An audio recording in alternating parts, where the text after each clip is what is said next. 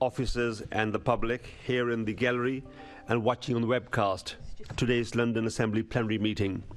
The London Assembly is the voice of London, composed of 25 members elected at the same time as the Mayor in order to hold him to account and scrutinise his policies. This is a plenary meeting of the Assembly, which means that all members are invited to attend. Members are also reminded that any electronic devices should not be placed in front of microphones, which must be turned on to speak and turned off once you've finished. Can I ask the clerk, Rebecca Arnold, to confirm any apologies for absence, please? Thank you, Chair. We have apologies for absence from Assembly members Devonish, Fortune and Hirani, and I'm aware that a number of members are still making their way in following the train issues this morning. Thank you. I will now provide an update on some recent Assembly activities. Since the last Assembly meeting of the 23rd of February 2023, the Transport Committee examined the smarter pay-as-you-drive road user charging in London. As part of an investigation into healthy living in London, the Health Committee joined Muslim women's cycle group charity Cycle Sisters for a bike ride in Redbridge. The Planning and Regeneration Committee discussed the trade-offs between retrofitting and rebuilding. The Health Committee held its second meeting on healthy living, looking at the importance of healthy eating habits and how to reduce barriers to healthy eating for Londoners. For a second of the two meetings on London's resilience and emergency planning, the Fire, Resilience and Emergency Planning Committee discussed the role of local boroughs. The Police and Crime Committee considered the William Shawcross review of Prevent and what's needed to strengthen Prevent in London. The Environment Committee held a Q&A session with the Deputy Mayor for Environment and Energy on topical environmental issues. Assembly members received a briefing from Transport for London on tube noise, and the GLA Oversight Committee published a letter to the Mayor and London Councils following an investigation into the London Recovery Programme 3 years on from the outbreak of COVID-19 pandemic. The Economy Committee explored the challenges to living standards and financial security faced by older Londoners, including barriers to work and digital exclusion. And finally, 1 year on from the opening of New City Hall, the GLA Oversight Committee considered the impact of the relocation. Can I ask the Assembly to note the recommendations set out at item number 2? And can I ask Assembly members to declare any other disclosable pecuniary interests or relevant interests where they relate to items on the agenda for today's meeting? Okay, I presume there's silence means that there are no conflicts of interest. Can I ask the Assembly to confirm the minutes of the London Assembly plenary meeting held on the 9th of February 2023 for me to sign as a correct record? Thank you. We now move on to today's main items of business. The first is a question and answer session with the London Legacy Development Corporation.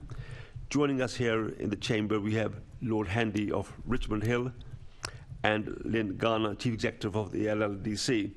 Welcome to both of you to this meeting. There will be a lead-off question from me as Chair to both of our guests. Assembly members may then put supplementary questions to our invited guests. Please could I ask Assembly members to specify who they would like an answer from when they put their question.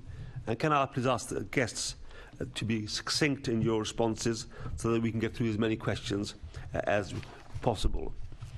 I will first take an answer from the Chair of the LLDC, and I will then come to the Chief Executive. And my question to you, Lord Hendy, is how is Mayor's London Legacy Development Corporation delivering for Londoners? So, good morning everybody. The 2012 Games Legacy project has been running for 10 years. In that time, London has produced the most successful legacy following any Olympic and Paralympic Games in the world, helping to cement London as a successful global city. The regeneration project has enjoyed support from all three mayors and has delivered a thriving new piece of city for London, and with more to come. So I'll just hand over to Lynn for set out the headlines. Thank you, Chair. Over those 10 years, LLDC has delivered an exemplary, free-to-access, 560-acre urban park, winning the Green Flag quality status every year and welcoming 6 million visitors every year to Queen Elizabeth Olympic Park. LLDC has delivered an 80,000-seater multi-use stadium that drives huge income to the London economy all year round. In 2019, by way of example, in excess of 37 million for London and a further 9 million across the rest of the UK. We have outstanding sporting venues that provide local employment. These are venues that are accessible to all. 1 million people swim at the London Aquatic Centre every year. Most are local people, including school children. We've created 2 new business districts, one at International Quarter London, an office hub, and a digital innovation hub at Here East. So far, tens of thousands of jobs across the park and the immediate area against a target of 40,000 by the mid-2030s. So far, 11,000 new homes, a further 13,000 with planning permission against a target of 33,000 by 2036. A new arts, culture and education district for London with world-renowned partners. 2 new universities, University College London, University of the Arts London, Sadler's Wells, Victoria and Albert Museums and the BBC. This investment will drive a huge benefit to local people and to London as a whole for decades to come. We sponsor highly successful meanwhile uses, for example, a good growth hub and Build East, working in partnership with the local boroughs and Transport for London to train and skill up local people, and the unique ABBA Arena, who provide many local job opportunities, particularly to the London Borough of Newham, and recently hosted 300 school children to promote digital skills. In addition, this project is value for money. In 2023, an additional council tax and business rates growth in the Mayoral Development Corporation area will reach over £100 million per annum and will grow to over £200 million per annum by the mid-2030s. All of the capital investment over the next 20 to 30 years will be repaid. Thank you. Thank you. I will now take supplementary questions from the 4 groups, and then I'll take members as they indicate and noted by Rebecca Arnold. The first question is from the City Hall Conservatives and Assemblymember Boff.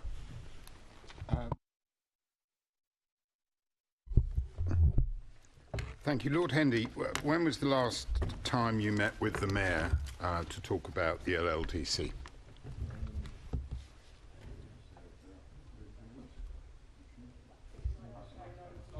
Sorry, I'm miles away. I'll change that anyway. I was here 2 weeks ago. I met him. To talk about this issue, to talk about the LLDC. I only talk about the LLDC with the Mayor. And how often have you met with the Mayor over the past year? As often as I've needed to. It's a relatively small part of the mayoral job. We meet with the Mayor's Chief of Staff quite regularly. I have access to the Mayor if I want it. And actually, to be quite honest with all of you, I don't need that much access to the Mayor. It isn't like running Transport for London. So how many times in the past year do you think you've met with him regarding the LLDC? I don't know. I'll have a look at my diary and write to you. Please. Thank you very much. When and how do you expect the LLDC to become self-funding? Perhaps to Lord Hendy first. Well, yeah, we've had this before. This is a long-term development plan for an area of London that was derelict, had no use, heavily polluted, few people living there, and even few jobs. So actually, if you look at it, this is not a business that can have a profit and loss account which will return a surplus year by year yet. But what Lynn described to you is evidently huge progress on rebuilding an area of the city devastated by industrialisation, post-industrialisation decay, and you can see the reason she put in the details about the council tax growth is because that's evidence of both business and activity for the benefit of London. But I'll hand over to Lynn, if I may. Yes. In terms of the revenue cost of the LLDC at the moment, it will reduce by half in 2025. It will reduce again by half by the 2030s to around an estimated £5 million per annum revenue cost. Those costs are for back office staff and costs like insurance, business rates, legal and IT. We are that's the revenue cost estimated in the 2030s, and this is by then the fixed estate charge will have grown. Our job is to try to work in the commercial market to reduce that 5 million by bringing in extra income through trading and so on. So that's our target, to get to a self-financing position. Of course, what we would say is that revenue cost, as Lord Hendy has indicated there, can be positively compared to the amount of council tax and business rates that will be landing in the area at that time, over £200 million per annum. That's an argument that anybody in London can use. That, you know, any economic activity produces council tax. What I want to know is how long the taxpayers are going to have to pay for the LLDC. Now, you've said to me sometime in the 2030s. Is that correct? Is that you're working for sometime in the 2030s? We might see this as not a drain on the taxpayer. We have a best and worst case position, a range. The date we're using is 2034, so we have modelled the costs out to 2034. The average is about £5 million. That's without taking into account any commercial uplift. So we have a team working on driving commercial income, but I don't have complete clarity on that at the moment to be able to promise that it will cover the £5 million per annum. So it's work in progress. But yes, £5 million would be the cost to the taxpayer for LLDC, and that is without London Stadium, by the way. Fine. I just want to know how much the taxpayer has to pay in. You know, we could all think of £5 million we could spend on a project in London or a cause in London that would that dear to our hearts. So this 5 million, you haven't got. You've got a kind of target in the 2030s. So give me a year when it's going to be self-funding. Our aim is by 2034, but it could be self-financing sooner, depending on how successful we are. The reason I'm using 2034, just to be clear, is that is the date by when we expect all the residential developments to be completed, and therefore the fixed estate charge to be at its highest level. So it's over 10 years since the Olympics, and 7 years into the current mayoralty. And you can only say that it's not going to be a drain on the taxpayer beyond 2034. I mean, has there been an internal target for this project washing its face?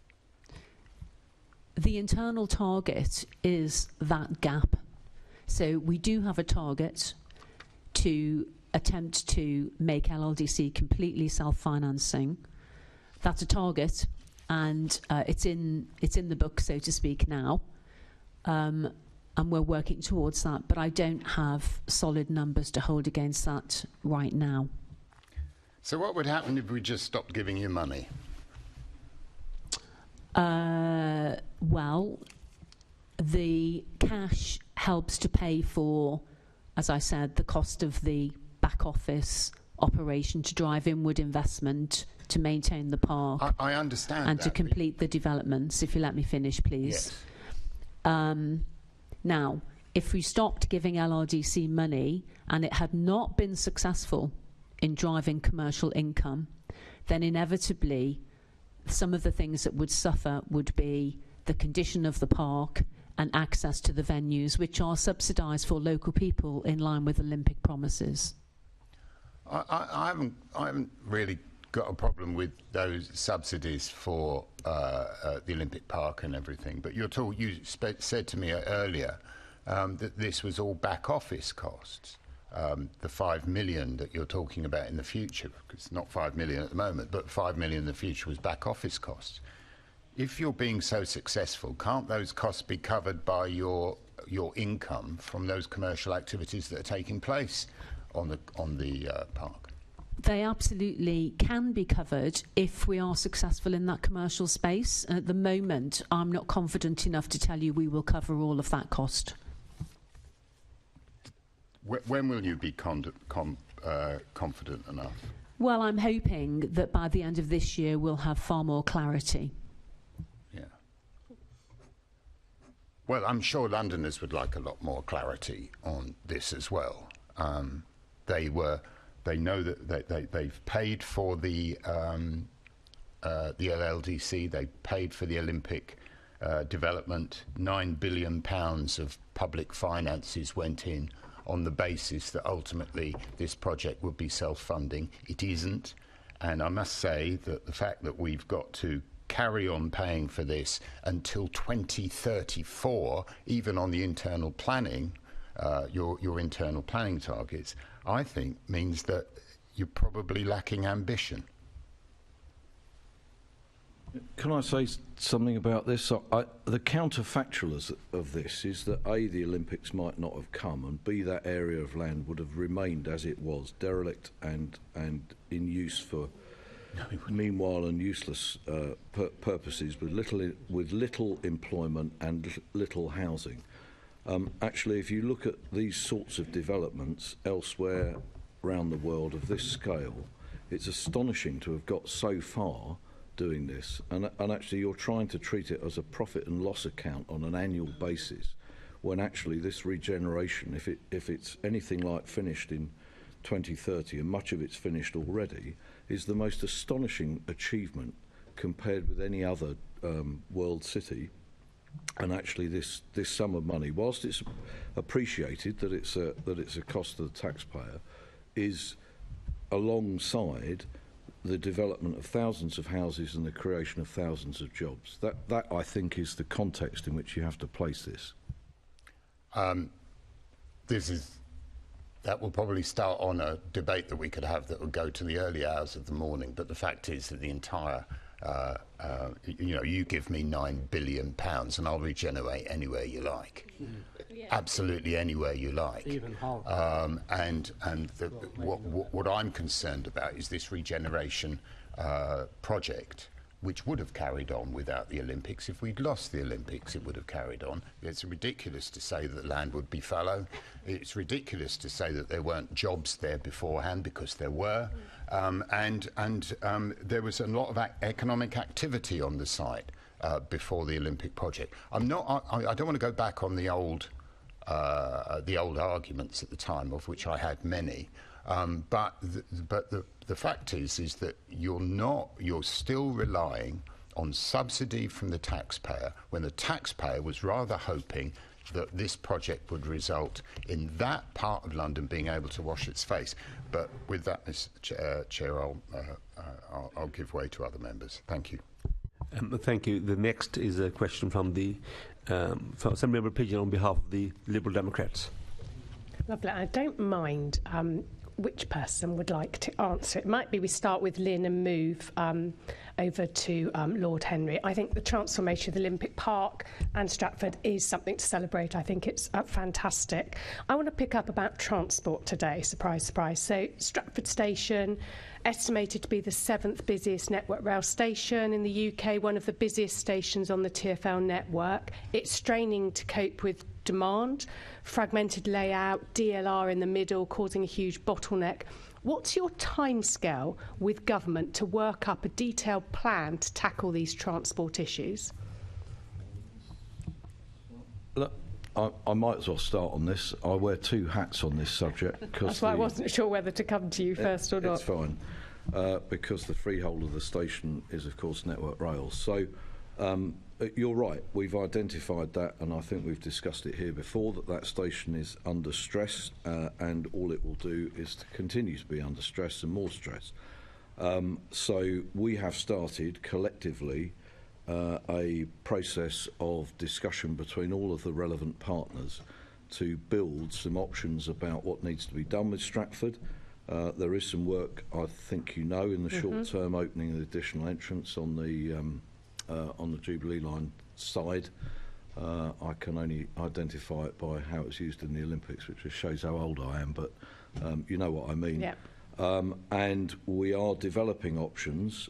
We have in that group, we have Network Rail, we have LLDC, we have Newham quite clearly, we've got TfL, and we are actively looking at the other business partners around the place. There are various options you can do, including some extraordinarily expensive ones, and you'll know, Caroline, from other places that actually roofing over stations, it sounds easy, but it's cost a bomb.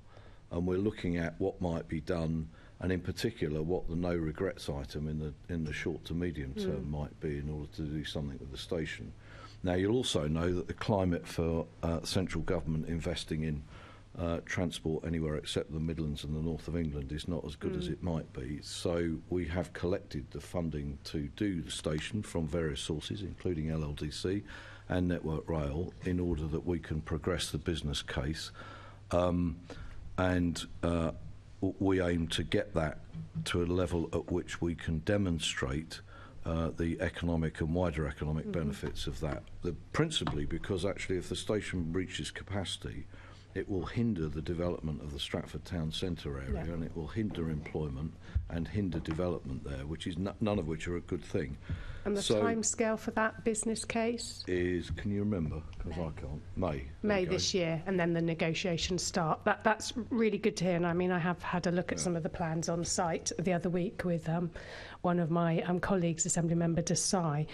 Pre-COVID, while Stratford was incredibly busy, little use was being made of the nearby link at Stratford International with St Pancras Station, and although it's possible to use your Oyster card or contactless pay as you go, there is that high-speed supplement charge around £6.80 per journey.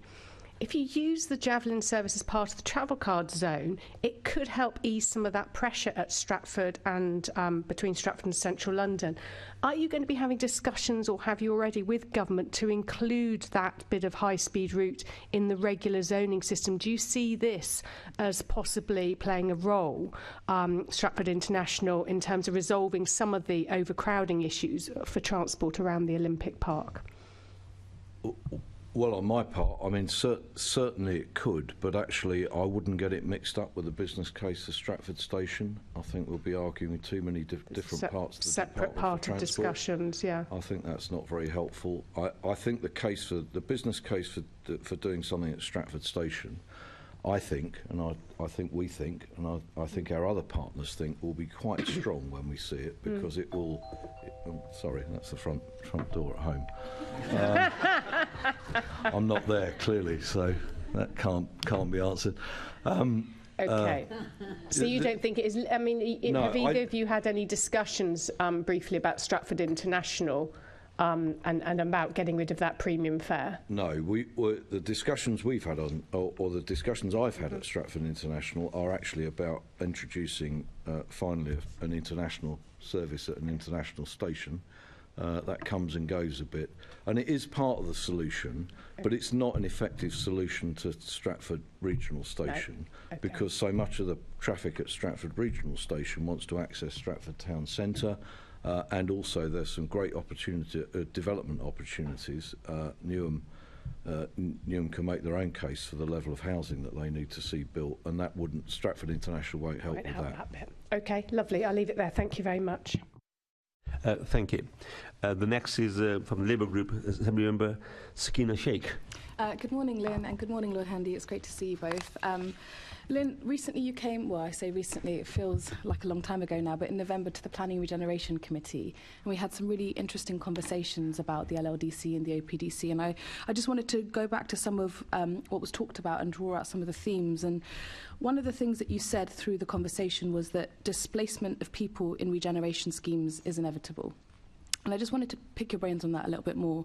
So looking into the future, what lessons have you learnt from the LLDC, and how can we make regeneration as inclusive as possible going forward? Yeah, I mean, we know that I have huge experience in London of large regeneration schemes, and we know that this is to a certain extent inevitable as new homes are built. Now, the challenge for us is to make these regeneration schemes as relevant as we possibly can for local communities.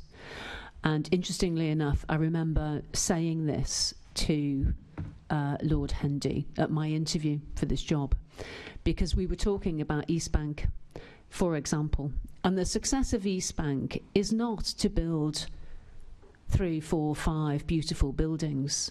The success of East Bank should be measured in its ability to achieve the strategic objectives set to it, and they include inclusivity for local people and access, something they have indeed been good at in terms of reaching out to the community for several years, about 5 years now, so we can see that happening. But the test really is how relevant are those kind of global institutions to local people, in my mind, in any case. Now, there are other ways that we can bring the local community in. I mentioned earlier high levels of local employment in the venues and across the park. It's about 70% from the local boroughs. That's good.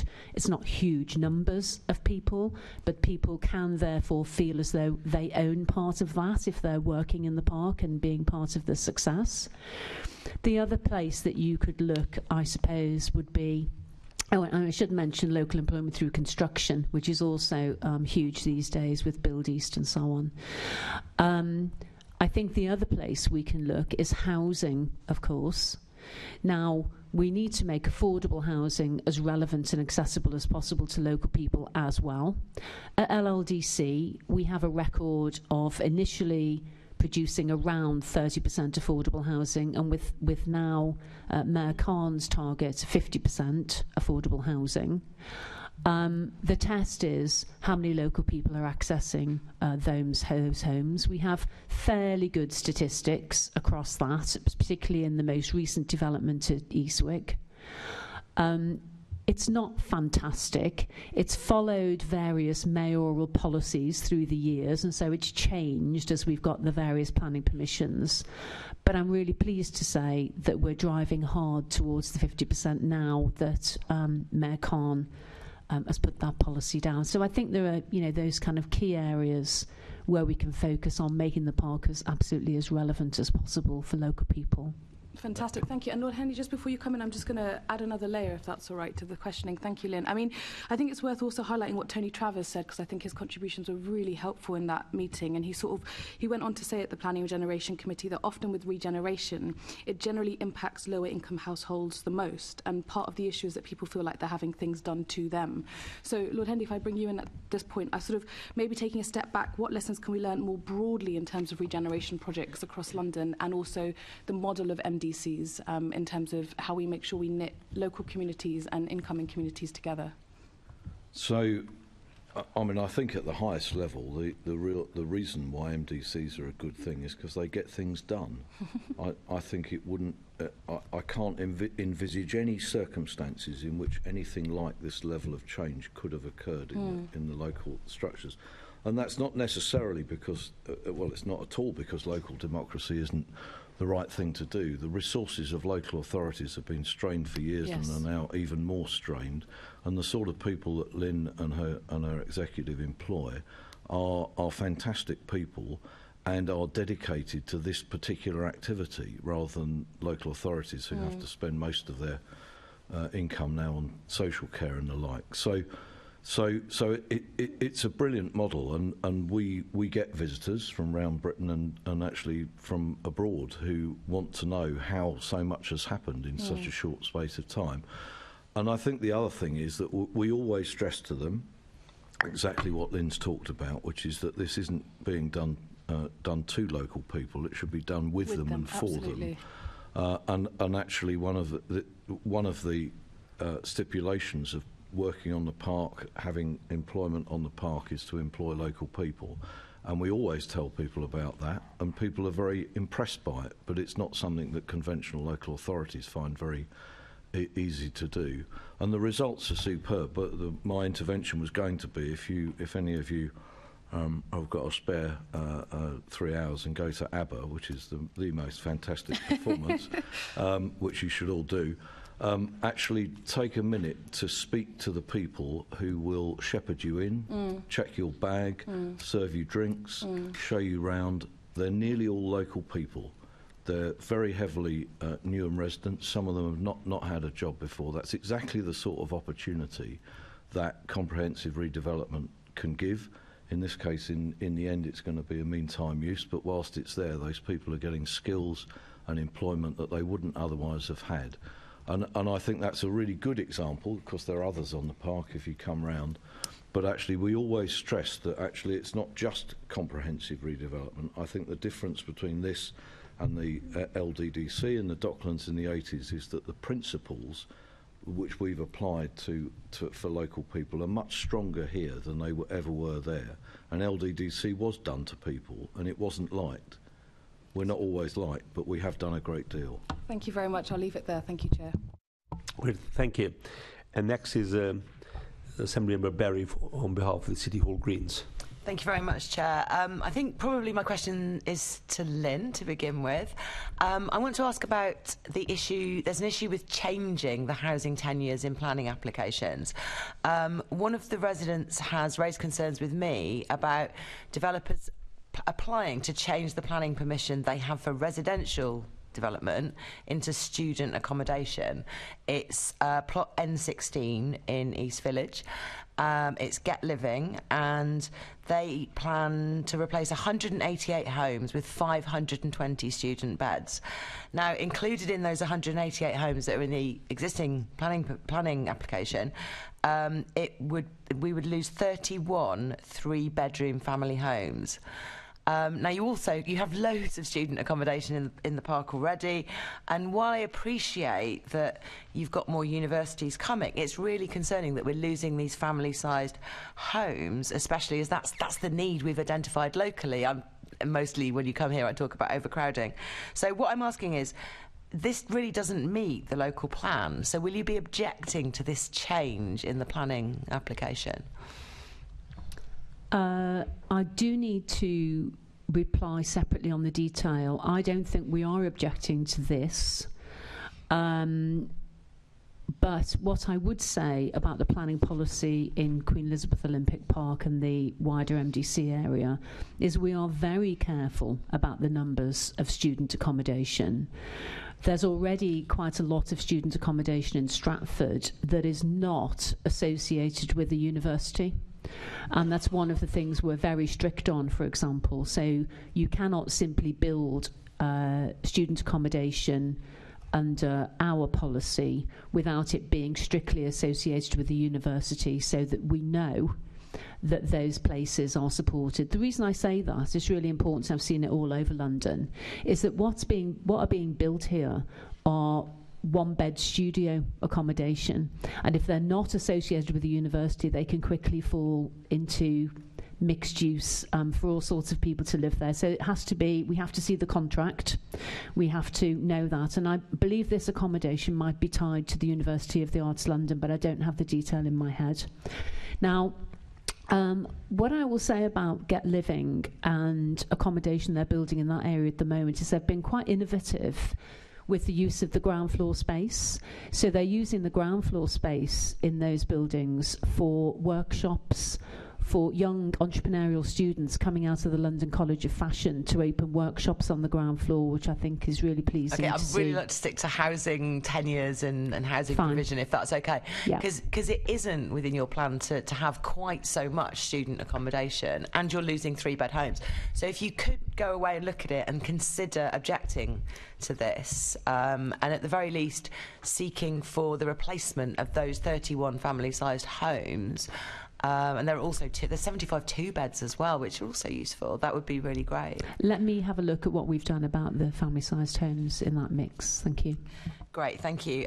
So the other thing I want to ask about is the fixed estate charge. Residents there are really finding that hard to take. It's going up with inflation every year. I think the average is now above 1,300 that they're having to pay. Now, they fought hard to get a review the review has not resulted in any changes to the amount they're being asked to pay. But the majority of people who responded by miles said it was too high. The 4 growth boroughs all said the same thing. Do you agree with the conclusion of the review that there's been no improvement for people in the affordability of that charge? The importance of the fixed estate charge is to make a contribution to what the taxpayer pays. Assemblymember Boff's comments for the running of the park and the maintenance of all of the facilities. The requirement for the fixed estate charge is included in all the conveyancing documents that residents sign up to, and if we look at the values of the properties around the park, it's reflected positively in those values. I think it's important to retain the fixed estate charge.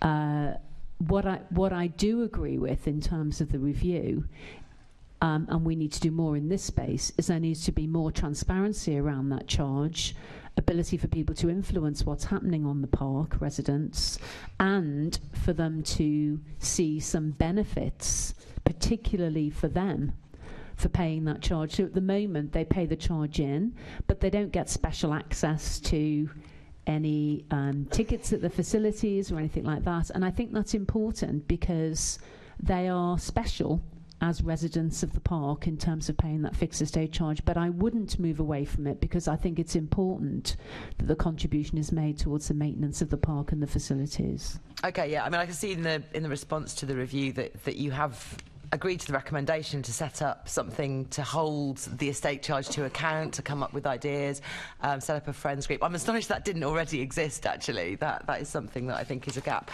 But I just want to focus on the costs to people, if that's all right, because it is a lot. And I've been looking at the balance between the rate that commercial spaces pay compared with the private housing rates. Now it's currently, I think, £1.89 a square foot for commercial residents, £1.26 a square foot for the private housing, and it is less for affordable housing. It's half the private housing rate, but still that's not nothing to somebody in social housing. But the difference between the private housing rate and the commercial rate doesn't seem that high to me. Would it not be something you could consider trying to change to adjust the balance, particularly when the commercial residents who were early on maybe needing to be treated more like startups are starting to see those benefits of agglomeration in that area now? I don't think it's something that the review particularly looked at. It didn't, actually. but would you look at that? Yeah, I think it's a valid point, actually. We could look at it, yes.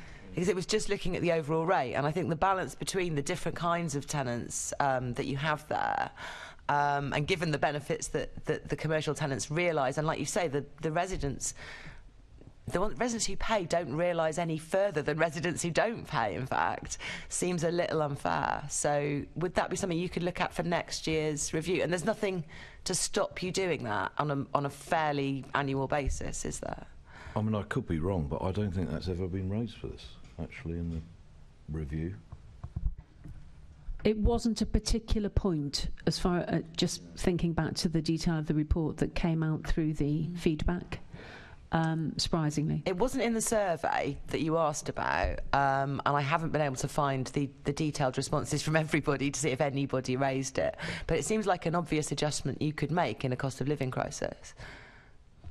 Well, we can have a look. Yeah. Okay, thank you. That's all of my questions. Thank you. I'm going to ask questions in the order which members had indicated and noted by Rebecca. So this is the list I've been given. I just also want to remind members that the time showing on your clock covers both Part 1 and Part 2. So just be mindful of that. Next is Assembly Member Sam Mweme. Thank you, Chair, and good morning to both of you. Assembly Member Berry has covered much of the issues that I wanted to ask you about the fixed estate charge, but apart from to say I would welcome the suggestion that she's made to have that review and kind of post powers being returned to the local authorities, that there is a mechanism in place to make sure that is ongoing and that we don't get into a situation where the fixed estate charge becomes a second service charge, which makes it unaffordable for people to live on the park. So I just want to slightly pivot, actually, and in response to a question from my colleague, Assembly Member Sheikh, you referred back to your attendance at the Planning and Regeneration Committee and she mentioned displacement of people in regeneration schemes, which is understandable.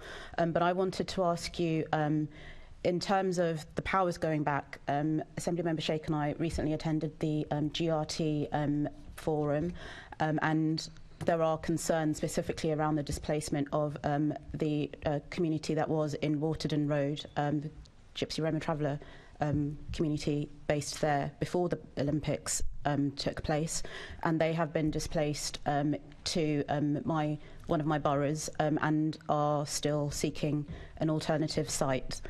And I would really welcome reassurances on their behalf, and I think others in the area, that there would be continued support, financial and staff support from whatever replaces the LLDC or the form that it takes after powers are returned, to continue to make sure that that community is rehoused appropriately, reflecting the fact that they are a traveller community and do need a site. Yeah, I don't have the detail of that in front of me, but if I can write to you separately, that would be helpful. Thank you, Sam. Thank you very much. I don't have further questions, Chair. Thank you. Next is Assemblymember Hall. Thank you. I'll be very brief. Lynn, at the December Budget and Performance meeting, I asked you whether you would ask the Mayor to get more involved in the search for a stadium sponsor. So what progress have you made on that? Yes, we have. We regularly speak to the Mayor through his Chief of Staff. The Mayor is very willing to get involved, actually, in the search for a stadium sponsor. And we've agreed that as soon as we feel that that's appropriate, he will get involved.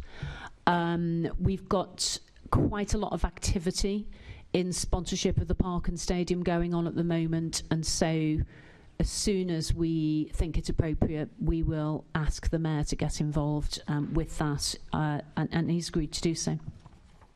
So he's agreed to you, because you actually said, and I'm reading from the transcript, yes, I tell you what, why don't I ask the Mayor what he thinks about getting involved? Yes, so we've done that, and he's agreed that as soon as it's appropriate, he will be very, very willing to get involved and help us. It never seems to be appropriate, though, does it, Lynn? We've been going on about this for years, and we're always fobbed off. I'll leave it there because of time, Chair. Thank you. Assemblymember Cooper. Thanks very much, Chair. Good morning, Lynn. Good morning, Peter. I wanted to ask you something about net zero at the Queen Elizabeth Olympic Park. How are discussions with the GLA progressing on how to fund the net zero measures that were identified in the climate budget, in the climate budgeting process? Well, they're going quite well. We mentioned this at the budget scrutiny, actually. So along with the rest of the group, we've submitted how much it will cost to get the park to net zero. We are confident, actually, that we can bring the park to net zero by 2030, accepting the work that we need to do on the district heat network, which will potentially take a bit longer and is subject to feasibility studies at the moment. We have a little bit of nervousness around our residential development because there's some distance from some of our development agreement partners, and we'll need to drive that hard through the residential development. But we do have the right measures in place through the planning approvals to meet that. So we are reasonably confident that we can drive that forward for the park. On the London Stadium, there's a baseline study underway at the moment to have a look at exactly what the carbon emissions are, and then a further study to look at what can be done to improve that. And you might have seen some publicity in the press around solar panel membranes that we're looking at for the roof, but that case is not proven yet. We're still waiting for the robust results from the feasibility study, but hopefully we'll be able to make some progress there. Yeah, sure. That was one of the things that I wanted to ask about, because, yes. I mean, and you've just mentioned the decarbonisation via the district heating network. So you've got a couple of feasibilities or a baselining for the stadium, but a feasibility in progress for the district heating network, because these are at the moment unfunded, and at the moment I think you're saying they're unscoped. Would that be fair? Well, if we start with the stadium, they are unfunded, but the business case looks very robust. So and the issue here is the weight of panels or membranes on the roof. So this is the feasibility. It's an engineering feasibility that's underway at the moment. But what if it was possible? Then what we're seeing is that it will pay back over time. So it would be an investor save initiative that will bring utility savings through the cost of electricity.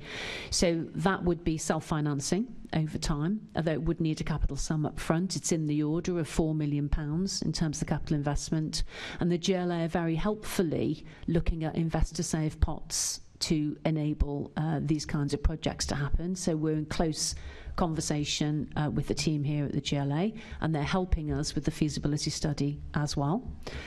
As far as the district heat network is concerned, this year we will finalise some of those feasibilities and get into commercial discussions with the current provider, who are Equans, around how investment can happen.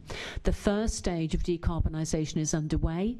They've agreed to fund heat pumps.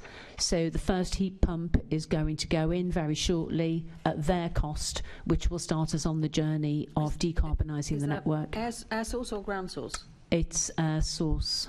Air source, okay. Yeah. Right, and obviously, apart from heat pumps, which are low carbon rather than zero carbon, looking at energy efficient lighting to reduce the lighting consumption in the aquatic centre, is that something that you're looking at as well? Because again, that pays for itself over time. A lot of local authorities have gone down this road with all of their street lamps, and they clearly wouldn't have put the capital investment in if the overall reduction in revenue spend wasn't there to back it up.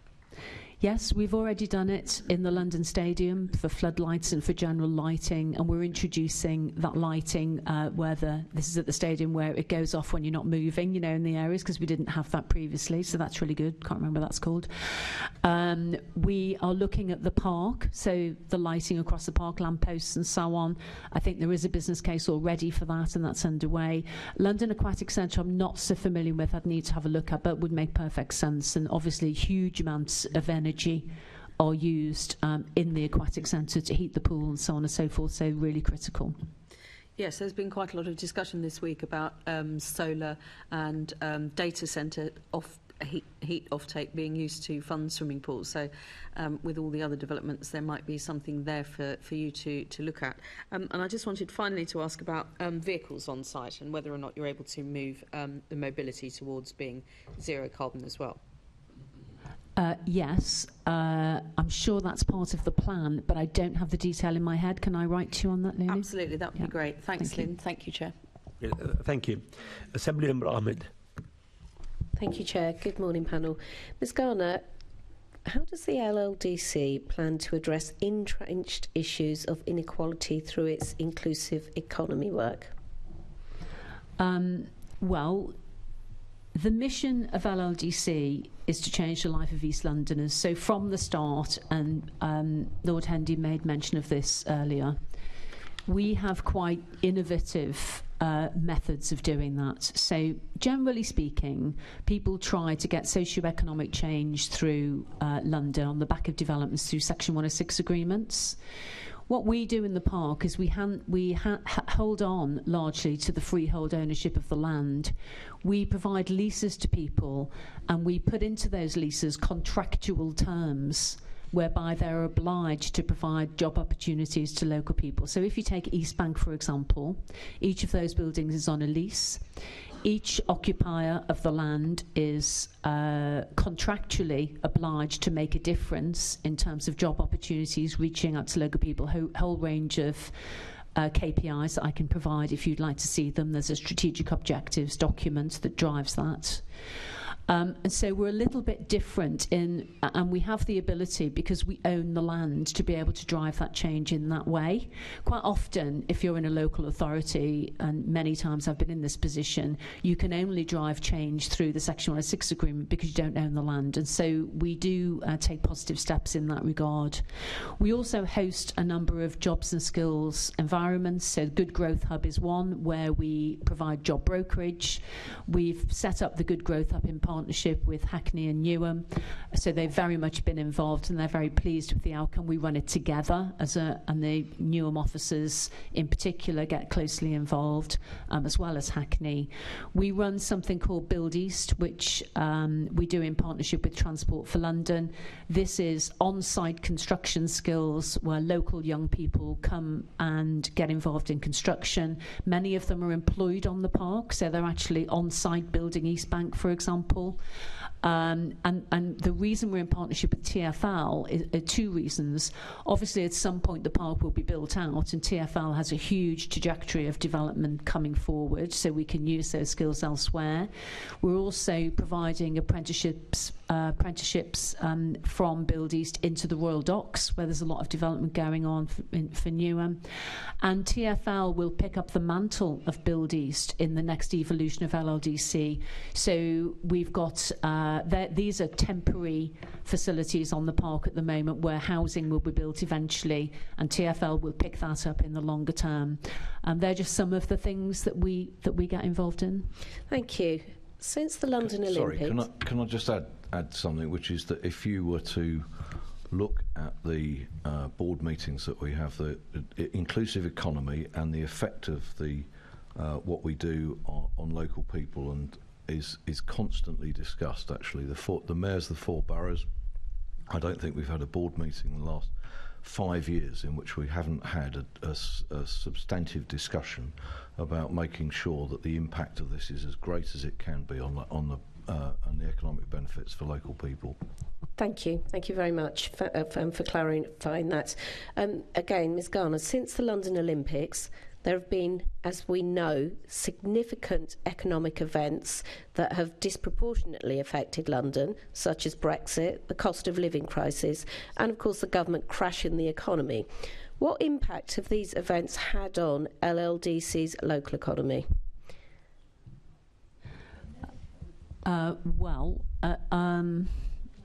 We had significant impact from the pandemic years, those couple of years, on trading income. And we had to provide relief to local businesses for the first quarter of the first year. We managed to get through that period and have recovered that income over the longer term. We've retained all of our trading tenants, thankfully, in and around the park, and so jobs that are provided by those tenants have been protected. We also provided subsidy to our operators of places like the Copper Box Arena and the London Aquatic Centre in order to keep people employed, and indeed the slide, so that we didn't see huge numbers of people losing their jobs in that time. And we helped out with the London Stadium in a similar way, although London Stadium suffered in different kinds of ways because of matches played behind closed doors and so on and so forth. Thank you. I'm so sorry I'm out of time. Thank you. Thank you, Chair. Thank you. Next is Assembly Member Bailey. Thank you, Chair. Morning to both of our guests. Can I start with you, sir, Lord Hendy? On March the 7th, you announced a consultation on reducing the size of LLDC from December 2024. It was also confirmed that LLDC would maintain its status with a reconstituted board and a governance structure, and return of planning powers to the boroughs, to the constituent boroughs. What were the objectives behind these changes? So the evolution of LLDC is the right thing to do at this moment, and in particular the boroughs have been keen and have made it clear that they've been keen to have their planning powers returned to them. So it's pretty obvious that actually what we need to do is to look at the size and scope of LLDC. So that consultation would reduce the area of the evolved LLDC to the park itself, and it will become a body that will look after the park. Everybody who lives and works on it will be interested in it being maintained in the excellent condition that it's in now. So that consultation follows the return of the planning powers in essence. How will these changes impact on LLDC's housing delivery and financial management? So we've planned that whilst the housing delivery won't be finished, we would like to think that we've put in place all of the steps to allow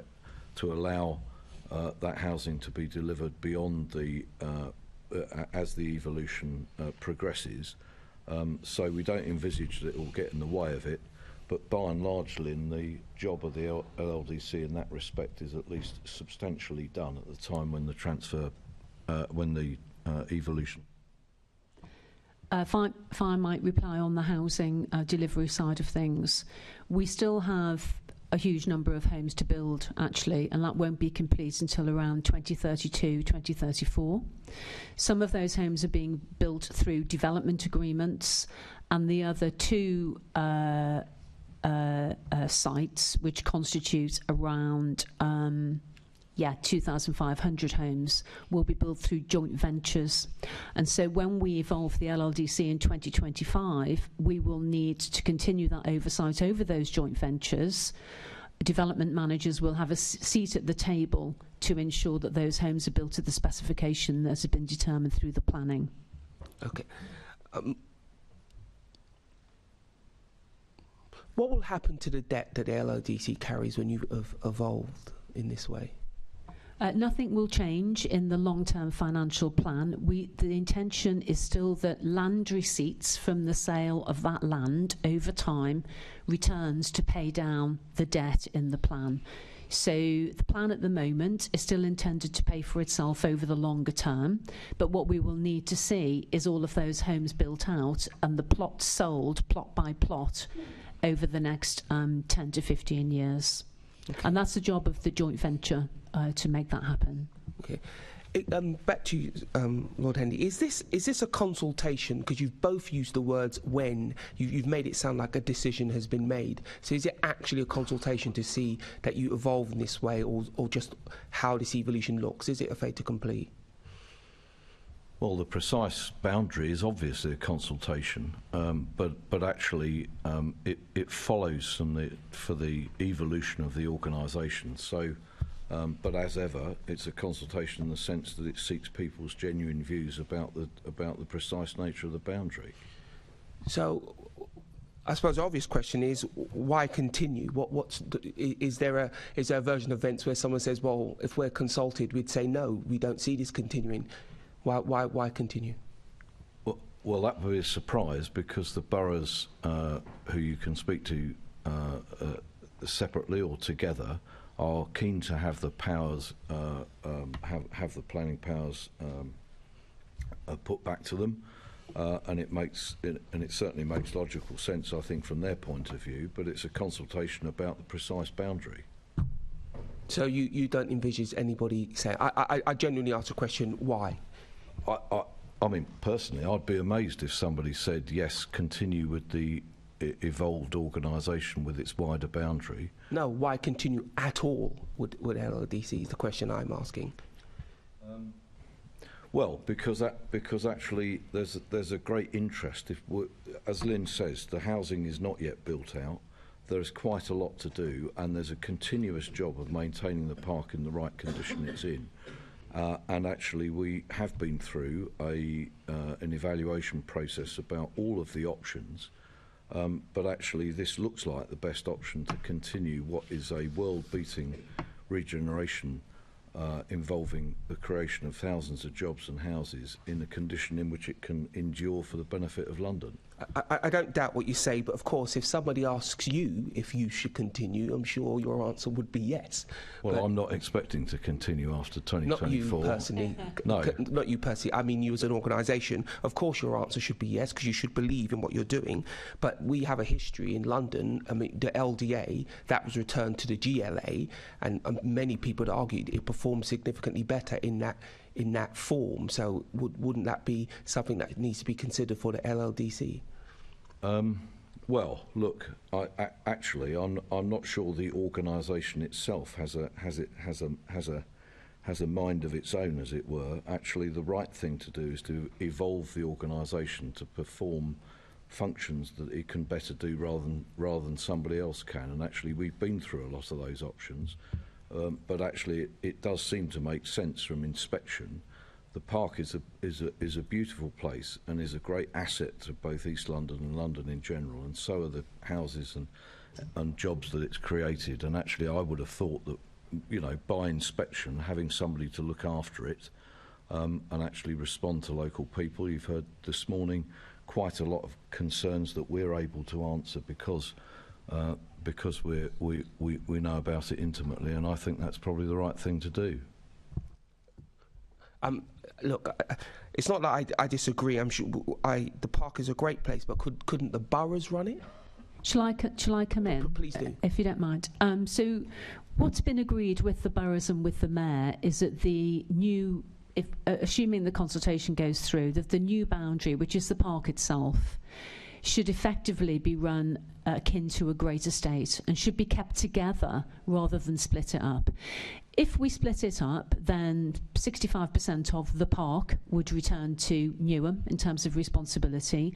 One assumes, going to the cost base, if we said let's take all of the GLA funding away, then one assumes that the upkeep of that park would have to be borne by that borough, and it would have to go onto the local council tax. At the moment, that's not what happens, actually, because the mayor picks up that residual cost that I was talking about earlier. The boroughs would also, I think they don't want the responsibility for looking after the venues, which are subsidised by London generally, so that Londoners can access those venues at cheaper prices. This was going back to those Olympic promises. So it's perfectly possible to break it up and not have a great estate, and have mostly the two boroughs, Hackney and Newham, running the park. It's not really what they would like. I think the support we've got for a great estate is a good one. It enables, the way they see it, I think, is that it enables us to drive inward investment and growth through one estate by using the businesses that are in the park to really drive further investment over time. So we've got two enormous universities and a lot of other academics in there, Loughborough University, a couple of others here east, and we've got a new digital hub, and we should really try to maximise the value of that together with the boroughs to drive more investment and jobs into the wider area. I think they see that as positive, but it is possible to break it up. It's, it's not impossible. It's simply the view that we've taken that it might be better to maintain this as a great estate. Okay, I just feel like you might need to make a bit of a case for why it should be the LLDC, because of course one of my examples didn't include breaking it up. It just meant somebody else managing it, and I think if you're going to keep it that way, you need to demonstrate why that's the best way to do it. Sounds like you've all had a conversation, but that conversation hasn't been had with Londoners.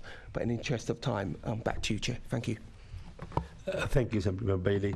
Next is Assemblymember Caroline Russell.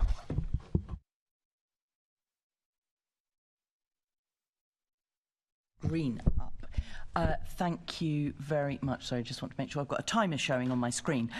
So Lynn, last time we spoke at the Budget and Performance Committee meeting before Christmas, we established that the LLDC heat network runs on gas, it can't meet the Mayor's climate targets, and it opens residents up to catastrophic energy bills. And we discussed that you've somehow got to get rid of all the gas and get heat pumps in to shift all that power to low carbon. So I was very glad to hear you tell Assemblymember Cooper just now that you have got started on the installation, or got started on the installation of air source heat pumps. So I'm wondering, what analysis was done to rule out ground source rather than air source heat pumps? Because for an installation of the scale that you've got on the Olympic Park, one would have expected that a ground source installation would be more appropriate, with potentially air source as kind of top up for the ground source network as you get to particular buildings. I totally agree on the ground source heat pumps. I think, and you're asking me quite a technical question, Caroline, I think the reason was something to do with where the technology is at the moment, and where we are at in terms of being able to go for ground source instead of air source. We've made one decision on the first air source heat pump, but that's not to say that all of the replacements are going to be air source going forward. So we're constantly watching how things are evolving. Now, on the particular point of why we went for air source and not ground source this time, I can provide you that detail because it's within the study, and we've looked at a whole range of interventions, even, you know, taking heat from tube and so on and so forth within the study. So a lot of different options have been looked at. 2 or 3 have been landed on. One, for example, is taking energy from the Edmonton waste plant up in the valley. I'm a little bit sceptical about that. I used to work in Haringey. We've been talking about taking energy from Edmonton for many years, and so the first one has been an air source heat pump. But on that technical point, I could come back to you if that's helpful. That would be extremely helpful to understand exactly what feasibility has been done so far. What about your conversations with BASE and DLUC in terms of getting the money? Because I think you were needing about £50 million to decarbonise, for the decarbonisation of the heat network. And I'm just wondering, are those conversations getting anywhere? We've had some successful conversations with central government around building regs and transitional arrangements for how we manage the decarbonisation. So we're not going to be able to do this quickly. We're going to have to do it as quickly as we possibly can within the constraints of what we're working with. Also, government is making available some grants to enable some of that investment to take place, and so we've got proactive conversations around how we can access those grants. So the first air source heat pumps being paid for by Equans, and then we will have a programme of improvements to go forward over the next 10 years. And we'll be talking to government about accessing grant funding for that. There will also need to be a commercial conversation with Equans, which is scheduled really to take place later this year once we've really finalised the options. Okay, I'm almost out of time. Could you, that's useful and helpful, could you also write to me to tell me if the 50 million that we learnt about in the budget process is net of what leaseholders will have to contribute? But I'm out of time for an answer on that now, so if you could write to me with that, that would be great. Thank you. Assemblymember Desai. Thank you, Chair. Good morning, Lynn, and good morning, Lord Hendy. If I could ask you, Lynn, how can the return of the planning powers to local boroughs be used as an opportunity to change the way to change the way that local residents can be engaged in planning earlier in the process? Yeah, I mean, I guess we do the usual kind of planning consultation pieces. We've recently set up a community review panel, actually, which the boroughs don't have, but we thought would be useful. So alongside, we have a quality review panel that looks at all of the applications that are coming through when they're at pre-app stage before they come to committee. We've just set up this community review panel, which is a mix of members of the community across the 4 boroughs, and proportionally set out across the boroughs in terms of the land take in the park. And those community members will have an active say at the pre-app stage in those applications, which I think is going to be really interesting. We've only just set it up, so it's just got going. The boroughs are very interested in that, in terms of when the planning powers come back. They want to see how it works. They don't have community review panels at the moment, but they're being very open-minded, and I think that might be quite useful in terms of a precursor, a pilot, really, to see how it works.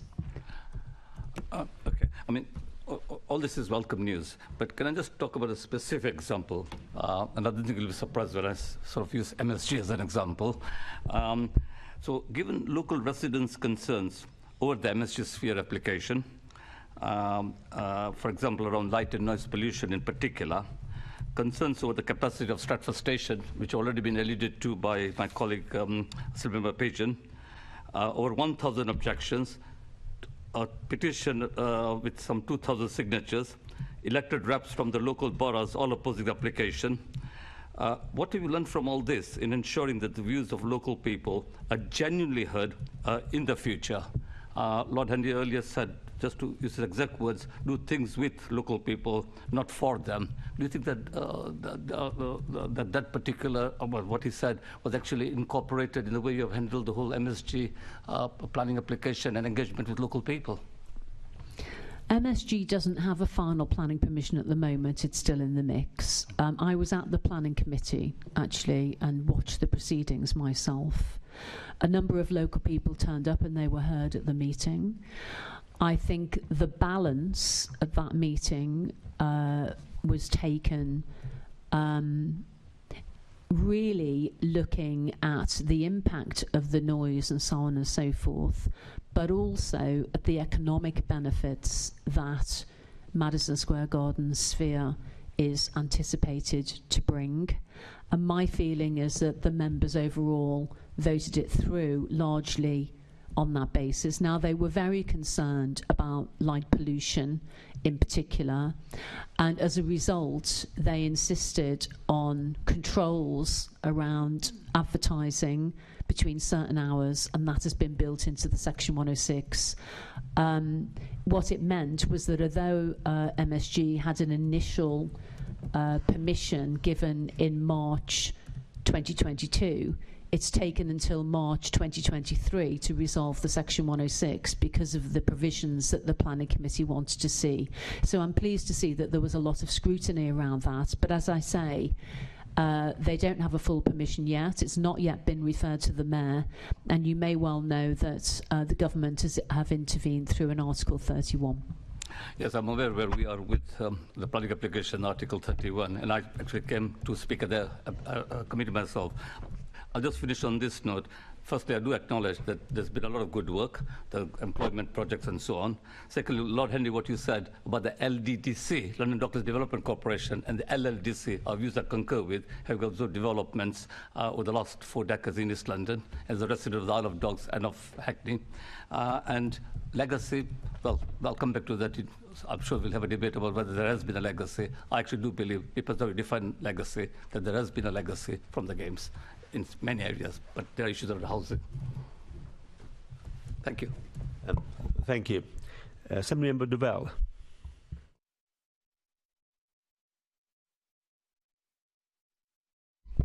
I think on the stadium, we've stabilised, since you've both been in position, we've stabilised the cost around the stadium.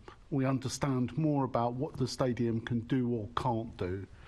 You've got conversations with all the tenants, but particularly you've opened up a relationship with the anchor tenant, but there are legal issues still, and it's about the contracts that you have between your good selves. So what's the future of the stadium? What does that look like over the coming years? What is the sort of the potential and options around it? Could you just give us an idea about that? Yeah, look, LLDC and E20, the company that was set up to manage the stadium, are dealing with a historical contract that was signed in 2013. That contract gives us 2 anchor tenants, and we all know, because we've rehearsed it lots of times, that the London Stadium makes an operational loss directly related to the contracts that were signed back in the day. That's the situation that we're dealing with and trying to improve. What we've tried to do in recent years are reduce the costs and increase the income. 2 fantastic examples of invest to save include seat moves and energy consumption. So the seat moves originally, the first seat moves cost £11 million to move. They currently cost £3 million. And that's because of a consistent capital investment in better ways of moving those seats, which has happened over the last 5 years. This year we will see an 18% reduction in kilowatt hours use at the stadium, which, notwithstanding the utility problems that we're facing at the moment, are driving savings in the baseline.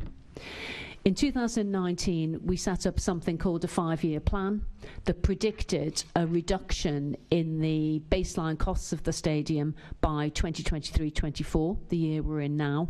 And if we strip out the exceptional utility costs, which are uncontrollable, and if we achieve stadium naming rights this year, and we are very confident about that for various reasons, then we will be performing against that 5-year plan.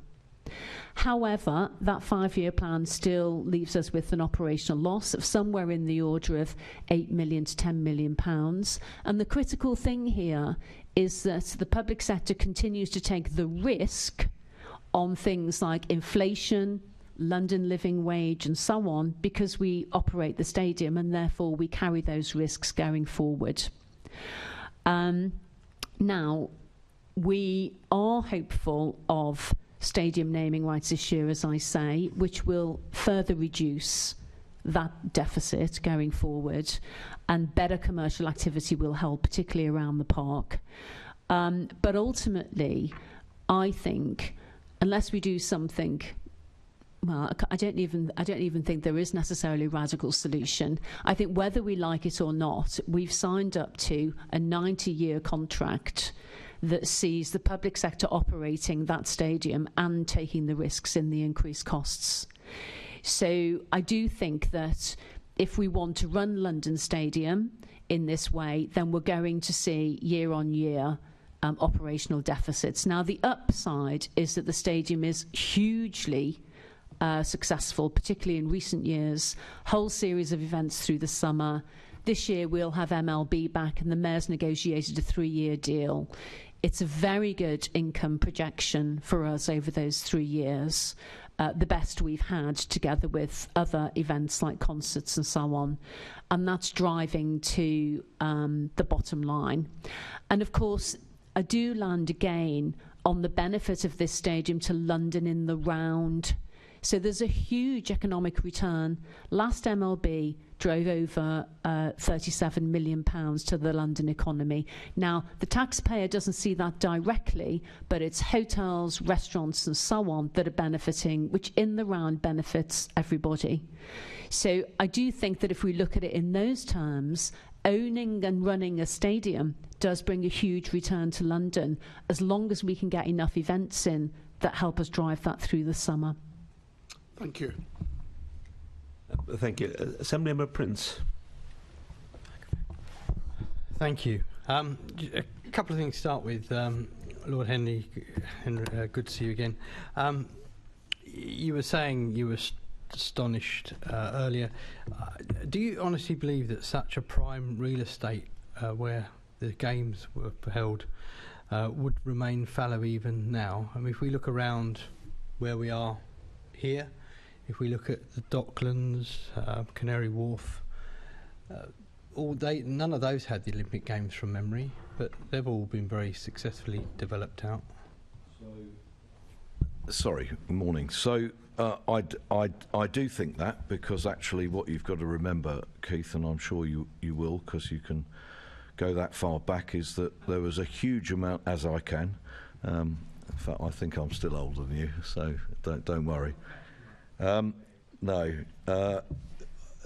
was a huge amount, you'll recall, there was a huge amount of remediation on that site, without which it would never have been developed for any purpose. That's one of the things that, you know, you have to cast your mind back to 2005, 2006, burying the power lines and getting rid of the contaminated land was the prerequisite of anything to do with virtually the whole of that site. And that would never have been done without the Olympics. And when you've done the Olympics, then actually the obvious thing to do, which somebody did, not us, but somebody did, was then to set up the Development Corporation to build it out. I think, in fact, not that it isn't a good thing for where we are now or other places in Docklands, but it's been far more comprehensive and far faster than it otherwise would have been. I don't want to get a debate on it. You've made a fair point. I was just making the alternative argument. Unfortunately, short on time. So, Lynn, I just want to go back to our usual old chestnut in relation to the naming rights. You said you've got a team working on commercial income. Has that team had any success in getting commercial income for the park? We've had some small successes this year, post-COVID, on reletting various contracts in the stadium that have been upside on previous income. So it's in the order of tens of thousands of pounds for those small contracts, partnerships like soft drinks partnerships and so on. We've also had a huge amount of success in filming. So we've managed to let the stadium for filming purposes, and we also get a lot of income in filming around the park. We've had some upside in trading for 3 Mills, which is film studios as well. And that's been helped by some inward investment in the capital into the site. And they've been the major changes this year. They amount to hundreds of thousands of pounds rather than millions. The team are doing very well in setting the baseline for sponsorship activity. So we now have a number of sponsors engaged at quite high level in park and stadium naming rights, which we're doing together, largely down to the attractiveness of the success of the legacy. So people are interested not only in the globaliser football, but also in the success of this particular legacy project globally. And that's been quite surprising, but there's a lot of interest. We're far more confident this year that we will make progress in that space. And if we don't make progress during 2023, we will need to take stock and see where we go next. So can we have a commitment that if you don't succeed in 2023, you will have an open and frank conversation with West Ham? You can have that commitment, yes. Okay, that's good. You also gave a commitment to the London Assembly to share with West Ham the details and high-level principles you discussed with the PIA group. Has that happened? No, it hasn't. And the main reason that that hasn't happened is the continuing significant financial and legal dispute that we currently have with the club. I mentioned this last time. I mentioned it in my letter in reply to Baroness Brady in December when she wrote and copied in the Assembly members. It's inappropriate to discuss transferring control or stadium naming rights to the club at the moment until that dispute is over. But I do continue regularly to ask for a proposal from the club, which we've never had. My understanding is that all the club really want to do is have a sort of very good relationship with you. It's always a good thing for tenant and landlord to get on. What do you think is blocking that relationship? Why is it that we constantly hear from the club that they're willing to work with you and da-di-da-di-da, and yet you seem less willing? What's the blockage? What's the hurdle to this wonderful relationship blossoming? I think the major hurdle right now is around this particular dispute, and once that is resolved, we ought to be able to go forward. That's the major thing that's in the way right now. Yeah, I'll leave it there for now. Thank you. Yeah. Thank you. Assemblymember Dubell. To real estate around the stadium, most of that would have been part of the open space and parkland. There are no options and nothing under your plans that you would build on that open space element that's included in your development area. Around the stadium, so large parts of the park itself, I take that as being around the stadium. Yeah, but as well as that. Yeah, the vast majority of the land is protected as metropolitan open land and cannot be built upon the park itself. The plots that have come forward were in the original Legacy Communities plan that was brought together just before the games and approved many years ago, and that's the one that we work to for those development plots.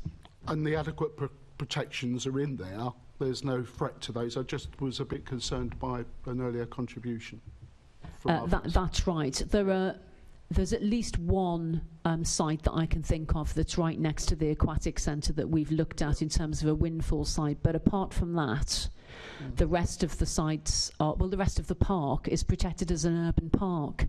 So when the planning powers go back, just to get to the heart of that, it's well, I can't think of any instances where the boroughs could take a decision to build onto that land because, as I say, it's metropolitan open land and therefore within the gift of the mayor. But importantly, the hinterland also goes back to the boroughs, and that's where they will have significant influence just outside the park. And of course, they will also oversee any reserve matter applications in future phases of residential development that are in the park. And just going back in terms of the dispute that you have with the anchor tenant, are you very clear that you've gone back to them and explained to them why it's not appropriate to talk to them at this stage until this legal issue is resolved? And is the legal issue resolved about, is it to the satisfaction of one party or another, or is it in arbitration? Is there any issues of moving that forward in the coming months, year? Where are you in that process? I don't want to know the ins and outs of your negotiating position or anything commercial confidentially, but just in terms of the process. In terms of the process, I'd expect that to be concluded within about two to 3 months. So it's not far off. It's an interpretation point around the concession agreement, and simply needs to be resolved. Okay, but if I may, I mean, so far as I'm concerned, and I read the correspondence between Lynn and the football club, they are well aware of the position that we hold in respect of this dispute and in respect of other discussions with them. And if that was resolved, it's quite clear, because I think you've reported back to various committees or even to this assembly at various times that you still feel that the key anchor tenant, in this particular case West Ham Football Club, have a key role in some of the maximising some of the benefits in naming rights if you can get to that stage. You still have that in your objective of over the coming year, once you get past these other issues? I think that's the potential. Definitely. I want to be a bit cautious because in any conversation we have in that space, we will all want to make sure that if there's a deal to be done, it's a deal that's good for the bottom line for the taxpayer. So that's where my caution is. And until we get into those conversations, we won't really be able to push that out and be clear on it. Yeah. Now, of course, there's sponsorship and there is the long-term future of that stadium. And the question is around those liabilities that we hold at the moment that's in our sort of your domain on behalf of the taxpayer. If someone come along with a large sum of money and said, thank you very much, we'd quite like this stadium, is that something that would be considered, not just by this mayor, but by your organisation, because you presumably would give advice to the mayor? Ultimately, it would be his decision. How would that work? Or are we always saying this stadium, this asset, should always stay within the public arena?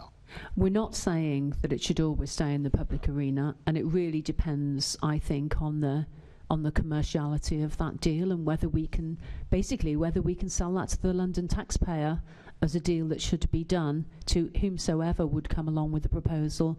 And that's why we're open-minded to look at anything that does come our way. And of course with that would be subject to any obligations and contractual issues that would be reflected in the price if we wanted to... yes, I think so, because somewhere like the London Stadium, for example, it's inevitable that London will always want to be able to put on, for example, major events. So if there was a chance to put on an international event at the stadium, it was built for that purpose, then we'd want to retain that kind of thing in any agreement. Is that what you were sort of thinking about? Yes. Okay, right. Thank you very much. Thank you. Thank you. Are we all done on this section? Okay. We have now reached the end of the first question and answer session. Thank you to our guests for answering our questions today. you are now welcome to leave the chamber. In fact, if you don't leave the chamber, we want to be able to get the next guest in. Okay. Thank you. Questions about the OPDC. How do you fancy that? Thank you very much, Chair.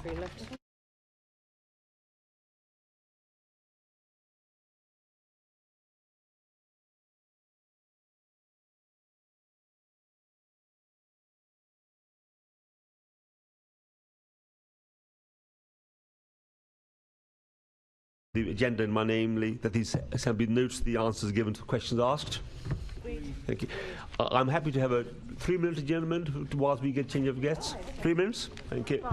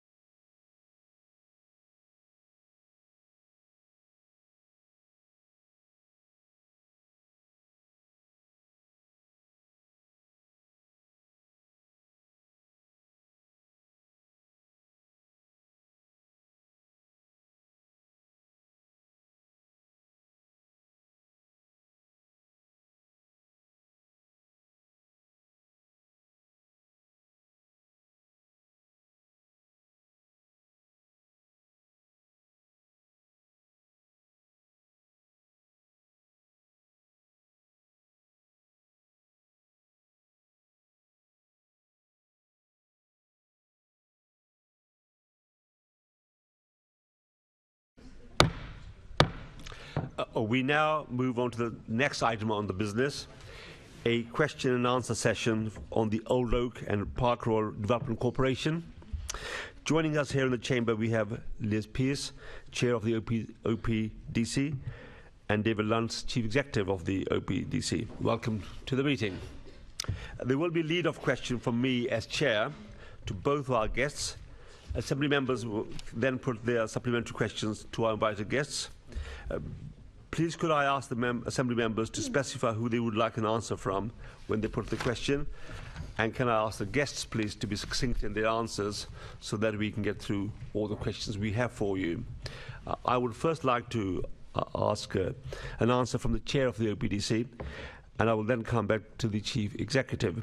And my question is, how is the Mayor's Old Oak and Royal Park Development Corporation delivering for Londoners? Over to you, Chair. Thank you very much, Chair, and thank you to the Assembly for inviting us today. As members will be aware, Old Oak and Park Royal Development Corporation was established to bring forward regeneration that would maximise the benefits of the High Speed 2 station at Old Oak. And bear in mind, this is where High Speed 2 meets the Elizabeth line. We also have the Great Western line running through there. So in terms of connectivity, it's a fabulous opportunity to build on that in order to regenerate an area of London where there is a lot of brownfield land, a lot of space that could be used for good purpose, principally to provide housing and also to provide jobs. In terms of what have we achieved for London so far? Well, in June last year, we had our new local plan adopted. Those of you who've had us here before will know that it has been a long process getting a local plan through the planning system, but we did actually finally get there. And this followed extensive consultation with local people. There were a number of iterations of the plan. At each stage, we consulted extensively. So we now have a framework within which to deliver the 25,000 new homes that the Mayor always envisaged for the Development Corporation, plus tens of thousands of new jobs. Now we've actually got the local plan adopted. That means that we can move from planning to delivery mode. And so what we've now been doing over the last year is focusing very much on where that delivery and real regeneration will happen. You will recall in the past, we were looking at an area we called Old Oak North for lots of reasons, which I'm not going to go into today. We've moved now. We're looking at what's called Old Oak West. And that is the area, if you can envisage our patch, roughly between where the HS2 station will be and where Willesden Junction is. That comprises a large amount of public sector land, a lot of it currently used for HS2 work sites, also Network Rail land. There is some private land, but there is a preponderance of public sector land. So that actually makes the potential for regenerative delivery, I won't say easy, but a lot more feasible. And with that in mind, we have been having extensive discussions, and my colleague will talk more about those, with the government departments involved in this, so DLUC and the Department for Transport, with HS2, with Network Rail, with Homes England, looking at how we can make sure that that public sector land, which we don't own, I do have to stress this, unlike the LLDC, we have no direct ownership at the moment of any of this land. So we have to put all our efforts into working with the people who do own it and make sure that we get the sort of cooperative agreement that will allow it to be developed in a holistic fashion. Now, we have, of course, taken our progress to the Mayor at regular intervals, and last year, when we reported to him on how we were getting on with the discussions with government, we also made the point to him that we felt that GLA needed to give some sort of evidence of its commitment to the regeneration process, and I'm delighted to say the Mayor absolutely endorsed what we were trying to do, and he ensured that OPDC was awarded £50 million from the land fund, from the GLA, to help us assemble land and actually deliver the infrastructure in and around Old Oak. So I think as a sign of commitment to central government from the GLA, this has been hugely helpful in our relationship with central government. Of course, what the local people think about what we're trying to do is hugely important to us.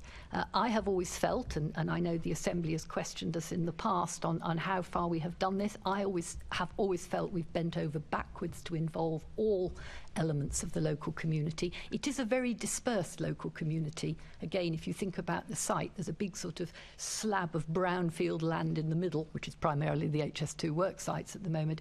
Clustered around the edge of that, we have a lot of very different communities, a lot of different levels of sort of economic success or not, as the case may be, from the south right through to the north in Brent. We have bent over backwards to have a consultation process that involves everybody, and we are now embarked on a new process looking at exactly what it is we are planning to do, you know, once we get the cooperative, the agreements from central government, from the other landowners, on how we move the development forward. I think actually we're starting this week, this Saturday, with what we call place labs, to actually get local people in to talk to our team so that we can hear what they actually think. So we're really concentrating hard on getting local input to the broader sort of planning aspects within the constraints of the local plan, which in itself, of course, has to fit within the constraints of what the GLA and the Mayor want. One final point before I hand over to David. It's tempting to think of Old Oak and Park Royal as being all about that regeneration around the station. The name's a bit of a giveaway, though. We also cover Park Royal.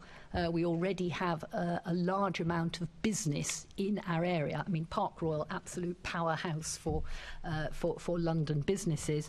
And we've been very keen, within the constraints of the budget we have available, to do what we can to support our businesses. We have a jobs brokering service there called The Forge. We have, over the past year, spent a modest amount, but nevertheless something, 145,000 small grants for a range of community-led initiatives and projects within that patch. And I'm delighted to say that at our most recent board meeting last week, we agreed that we would spend over 200,000 on further economic improvements for the area, and also put a substantial amount of our money and team it with some GLA money into creating an affordable workspace and small business loan fund, so that we're actually giving some concrete support to the businesses. We need to support the businesses that are in Park Royal and elsewhere on our patch, because in a way they'll be the sort of seed corn for moving into the space that we will be developing as part of our broader regeneration. So it's not just about homes, it's also about jobs. I will pause at that point and see whether David would like to add to that. Well, thank you very much, Liz, and thank you, Chair. I'll just be brief. Oh, I'm so sorry. Yes, thank you very much. I'll just be brief because Liz has covered most of it. I mean, I think I would say, as well as the sort of long-term big prize that awaits us really at Old Oak, with the land that's available around the new station that's being built, a huge prize, I think, for Londoners, people living in the area, people visiting the area, people working in the area. Liz has talked a lot about that. We're also very conscious indeed that, you know, there are here and now pressures and opportunities, and indeed a lot of disruption that we're very conscious of, and we work very closely with our residents and businesses to do what we can to support them through that process, because, as colleagues will be aware, there's an awful lot of construction activity which can lead to some difficulties locally. So we're working very, very closely with community groups and residents, with High Speed 2 and with the local boroughs to manage those difficulties and mitigate any disruption and disturbance. And I can talk more about that if colleagues are keen to. The other thing that is very clear from a visit to Old Oak, and I know a number of Assembly members were with us not long ago, is that the level of local amenity, bearing in mind that this really has not been a largely residential location at any point in its history, the level of local amenities is poor and needs to improve. And eventually, those local amenities will be very, very substantially better.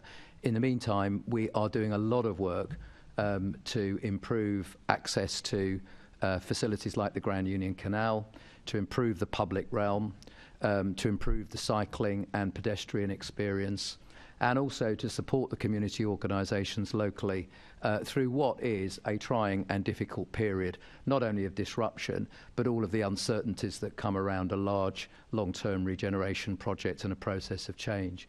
So we've also got a very successful small grants programme that supports a whole range of local activities and reaches out, not just in our area, but to the neighbouring communities, and has reached something like 10,000 people over the course of the last couple of years. So I just wanted to make the point, really, that it's not all about the big project that's going to be a decade or two before it's really delivered. We're very, very conscious of our responsibilities in the here and now and doing everything we can to support businesses and residents through that process. Thank you to both to you for your answers and for setting out the landscape. I'm now going to take questions, one from each group, which have already been predetermined. Then, of course, members can indicate, and Rebecca will take down a list of the order. I'll take supplementary questions. So the first question is from the City Hall Conservatives in the name of Assemblymember Best. Thank you, Chair, and good morning both. Liz, we were just hearing from Peter Hendy then that mayoral development corporations get things done. According to the Kerslake review, the OPDC has not delivered any housing directly. Is this something that you think is now a position that's changed and you feel more confident about delivery? I don't recall the Kerslake comment that said we have delivered no housing, because actually we have had somewhere in the order of 3,500 homes completed on our site, and we have a further... If it's helpful, Liz, it haven't delivered any housing directly. Well, we don't own any land, so that would be quite difficult. What we can do is facilitate other organisations to come forward with planning applications. As I said, we're not a landowner, unlike other mayoral development corporations, so we cannot deliver directly at the moment. We might be able to, depending on how our land assembly works, using some of the mayor's land fund, but we see it as our job to act as a planning authority to encourage the right sort of development, meeting the mayor's standards, and that's what we've done so far. Sure, because the intention is to own land and to deliver housing directly. Well, the intention... If it isn't, then you should probably give that 50 million back to the GLA. Oh, well, the 50 million is definitely about acquiring land, but we've only just had it. we at our last investment committee meeting, we looked at making our first acquisition with that 50 million. You don't buy things just overnight. It's quite a long, drawn-out process, but we have got a plan for the land we wish to acquire, and some of that land will be relevant in the context of providing housing. Other parts of it will be relevant in the context of infrastructure and other facilities that we need. But ultimately, the bulk of the numbers I've been talking about will be delivered by the private sector. Could you tell us a little bit more about that £50 million and how you are looking to spend it? I think at that point I'm going to defer to David, because I don't want to get into deep water about divulging any commercial confidences we shouldn't. Do you want to say a bit more about how we're going to spend it? And I'll do my best not to get into too much difficulty with commercial confidences. Well, thank you for the question. And as Liz says, we are very actively involved at the moment in a series of discussions and indeed negotiations over some land purchases locally.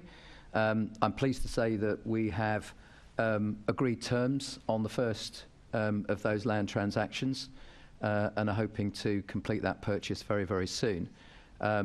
We've also got, as I say, a very active set of negotiations going on with other local landowners. But again, as Liz has said,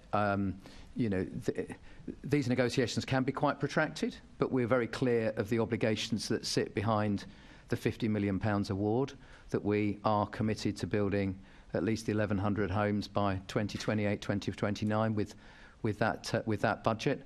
And indeed, we're obviously very keen indeed to continue our dialogue with government and their agencies, as Liz says, to secure additional land parcels that can enable us to do better than that. But ultimately, the big, if you like, the really big ticket sites, the HS2 work sites and perhaps some other sites that will come forward, I think are likely to be developed via a large-scale procurement exercise to seek a joint venture development partner, which is in our plans for the next couple of years. So I think there's some short-term wins in terms of site acquisitions. It's quite possible that those site acquisitions will lead to early delivery, but as I say, the large-scale sites are likely to come forward via, if you like, a strategic level procurement to deliver what we think is going to be many thousands of homes in the area that we're now calling Old Oak West. I'm glad to hear that you are making progress with that first transaction, and you said we'd expect that soon with that first land acquisition. When you say soon, are we talking this year, before summer? I would hope so, yes. I think that's the sort of timeline that I would anticipate as finally closing the first deal out. For summer? Or, yeah, by the summer. Perfect, thank you. Just wanted to move on, and you can tell me if I've got this right or wrong.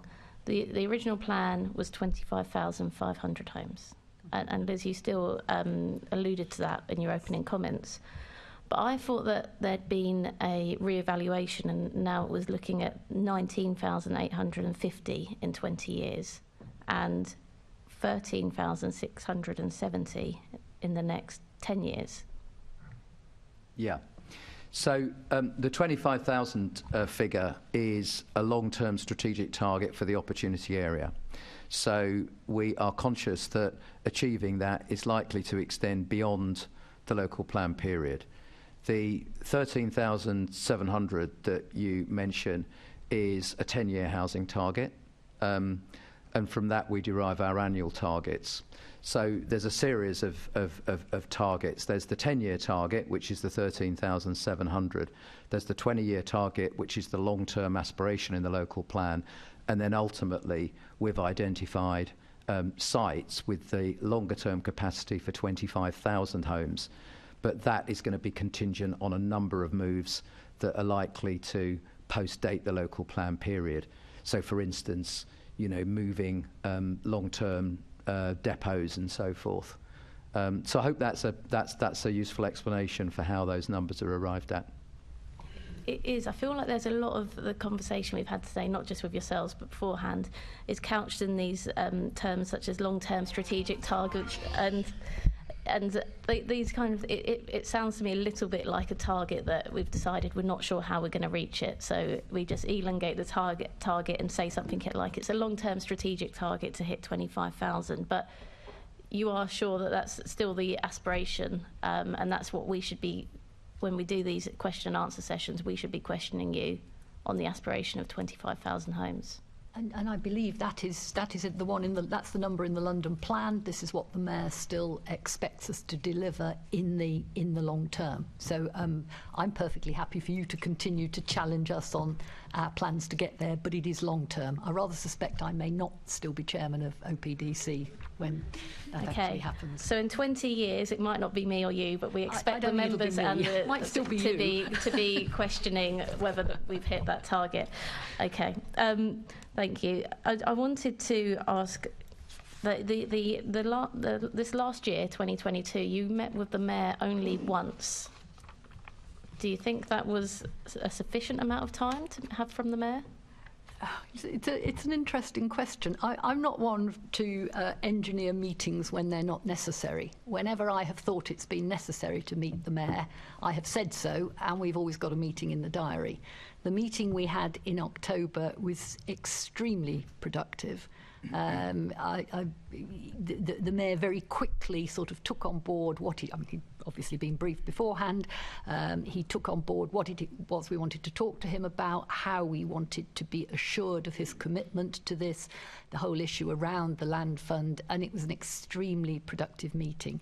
In between that time, we meet. Is it monthly? I think we do our GLA meeting. Six weekly, that's right. We have a meeting with the Mayor's Chief of Staff, and I have absolutely no doubt that, what we say to the Chief of Staff, gets relayed back to the Mayor in terms of the overall performance of what we're doing. And I think if the Chief of Staff was unhappy with what we're doing or thought the Mayor was unhappy, we would soon hear about it. So I think it proves it is perfectly workable for us. I think you're right. It is probably the wrong person to ask the question to, because it's probably the Mayor that should want to meet with you more often than you'd like to meet with the Mayor. And we would be delighted to meet with him as often as he wishes. And finally, just wanted, perhaps David, better to come back to you for this. We've spoken before about that case that you're putting into your request for some support from government. Is there any progress on that? Yes, we've been continuing the work to finalise the outline business case, which will be the detailed series of cases, the 5-case OBC model that the government uses, which will be completed in hopefully the next couple of months. We're on target. Our programme says that should be ready for the late spring, early summer, and that should deal with the issues around how the land interests at Old Oak are going to be organised. It should deal with what is going to be the funding strategy that sits around the organisation of that land, so that we can start to speak with confidence about the delivery of the infrastructure that's required to make those sites capable of the sort of development we want to see. And crucially, it will also deal with how the various parties, because of course there are many, not just the Mayor, but also High Speed 2, Department for Transport, Network Rail, a whole series of parties who have got operational and indeed commercial interests there. So it will deal with how those interests and accountabilities are going to be managed. And that should be the basis then for us, as I was saying a few minutes ago, to begin the process of taking the opportunity at Old Oak to the market to find a partner or partners to co-invest with us, David. and so deliver it. We expect spring, summer, some more information. Yeah. Perfect. Thank you. The next is a question by Assemblymember Bukhari on behalf of the Liberal Democrats. Thank you, Chair. Liz, I was really pleased to hear that you're encouraging the right kind of developer. And what I'd like to know is what measures that you're putting in place to make sure that you're not working with developers who may have had a disregard for leaseholders, people who've suffered as a result of the building safety crisis. Yes, I mean, I think the right sort of developer. That's an interesting term. Which you said yourself. Yeah, I agree. And having worked with the property industry for many years, I know that there are good developers and there are some not so good developers. When it comes to who we have to work with, to some extent at the moment, that is determined by who owns the land. We can't dictate that. If somebody's purchased a patch of land and comes to us with a plan for development, we need to engage with them. But we are very rigorous in the way we engage with them in ensuring that all the various provisions of our local plan for social addition, Section 106, all the rest is actually met. And at the end of the day, provided all that happens, just because we didn't like somebody would be quite difficult to actually turn them down. But I would like to think that because of the conditionality that gets attached to development in our area, it is going to encourage the right sort of developer. I think in the longer term, and David has alluded to this, we don't envisage ourselves building out 11, 13, 19,000 homes. We will be working with somebody else. And to a large extent, then we do have more influence over who we actually choose as our development partner, or partners, quite likely to be more than one because it's such a large-scale development. And I think you can be assured that we will be looking very carefully at the credentials of the people who put themselves forward. That's good to hear. And David, if you've got anything additional, I'm happy. All I would add really is that I'm just thinking about the developers that we have worked with over the last few years. I think they are responsible developers. I mean, they're organisations like Imperial College, who've got a massive long-term stake in our part of West London. They're organisations like Network Homes, a social housing provider that's done a lot of good work. Organisations like City and Docklands, who have been, I think, really good. So London-based developers. They're London-based, and they've given huge support to the local community.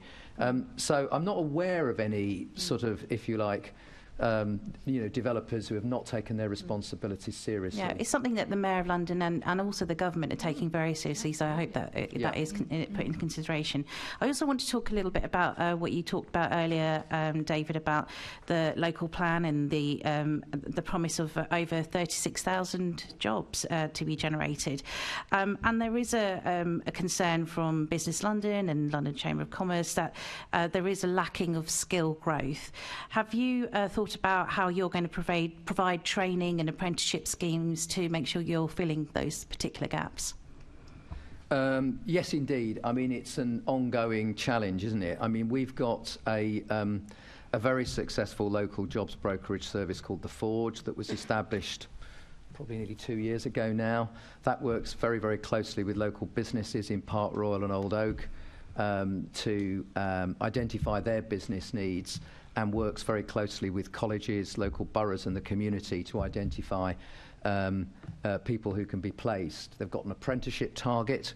I would say, actually, it's been very interesting over the last year or so, I think perhaps because it is actually quite a tight labour market at the moment. And I think we've not been unique in actually finding that it's a bit of a challenge to meet some of the apprenticeship targets at the moment in London. So we're doing some work to explore that. But we have placed, I think, over 160 local people into local jobs. That's good to know that you're going locally, because there's a lot of deprivation Assemblymember around Bukhari, the area. I think you're out of time. Yeah, thank you. Thank you. Next is Assemblymember Baker on behalf of the Labour Group. Thank you, Chair. My questions are to Liz. They're about delays to HS2 and how they're going to impact or might impact OPDC. So 3 years ago, the Mayor said that there are ambitious plans in place to deliver a significant number of new homes and jobs at both Old Oak Common and Euston.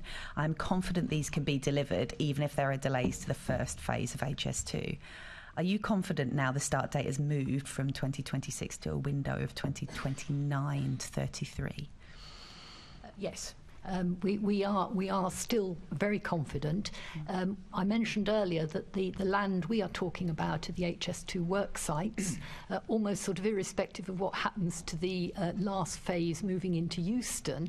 HS2 are, I believe, I think David's meeting them fairly shortly to confirm this, are largely on the sort of schedule we understand with the station, with the release of the work sites.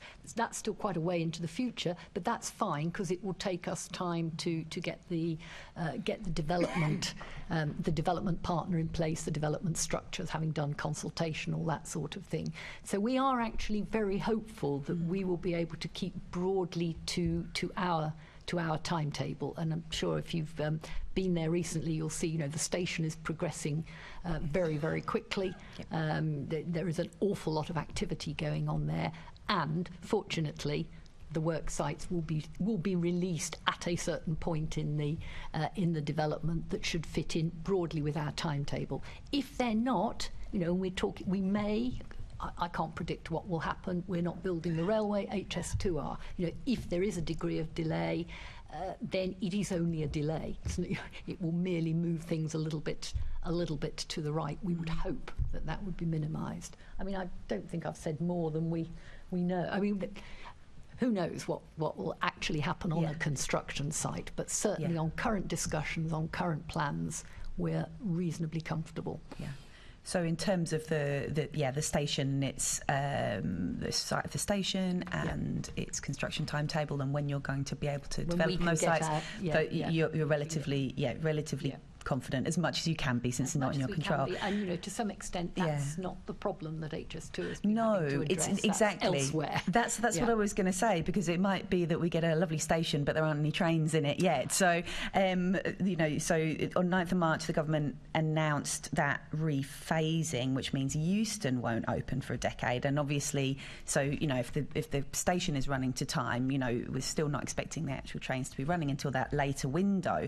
So does the offer to developers and business look less attractive because of these changes in the timetable? Yes, I think that's a very good question, because if there's going to be sort of increased congestion around Old Oak because the trains terminate there for longer, it could well put off some developers from moving in too quickly. I suspect that would have more impact on the commercial development side of things. I mean, if you think about what happened with Canary Wharf, until you actually got a decent infrastructure link, then actually the big players did not want to move their offices down there. So I think it would impact more the commercial development than the residential plans. Yeah. Okay. And obviously, there are genuine delays now being announced, but before that, there was significant speculation about the timetable, and I'm sure it won't be the last time that there's lots of chatter about when things are going to be delivered. And what does, in terms of HS2, and what does that level of speculation that seems almost constant do to your ability to have those conversations with people you're trying to attract into the? Well, I think the key for us will be what David has already talked about, which is actually getting a government agreement around our outline business case, later this year. Once we have got that, we can start sort of serious planning and serious talking to potential development partners. They will all see that this is a relatively long-term game anyway, and they're not going to be building whatever they're going to build overnight. This is a long-term play for them. And I think if you look at any major regeneration site in London, it takes a while to actually get going. It certainly takes quite a long time to finish it. Even you look at King's Cross, it's not finished yet. There's still extensive buildings sort of around here. So I'm personally not too worried that it will put people off talking to us. I think the important thing they want to hear is that we have a plan coordinated with the other landowners, and that we can actually show them clearly what land will become available from these other landowners. That's the thing that will put them off. At the moment, if they come and talk to us, they say, show us the land. Yeah. Well, we're still awaiting that formal agreement with the various landowners, which we won't get until, well, we would rather hope to have something, I think, later this year, once our outline business case has gone through the due processes of government. Okay, thank you. Thanks, Chair. Thank you. The next is a question by the City Hall Greens. Assemblymember Berry. Thank you very much, Chair. So my question is to David.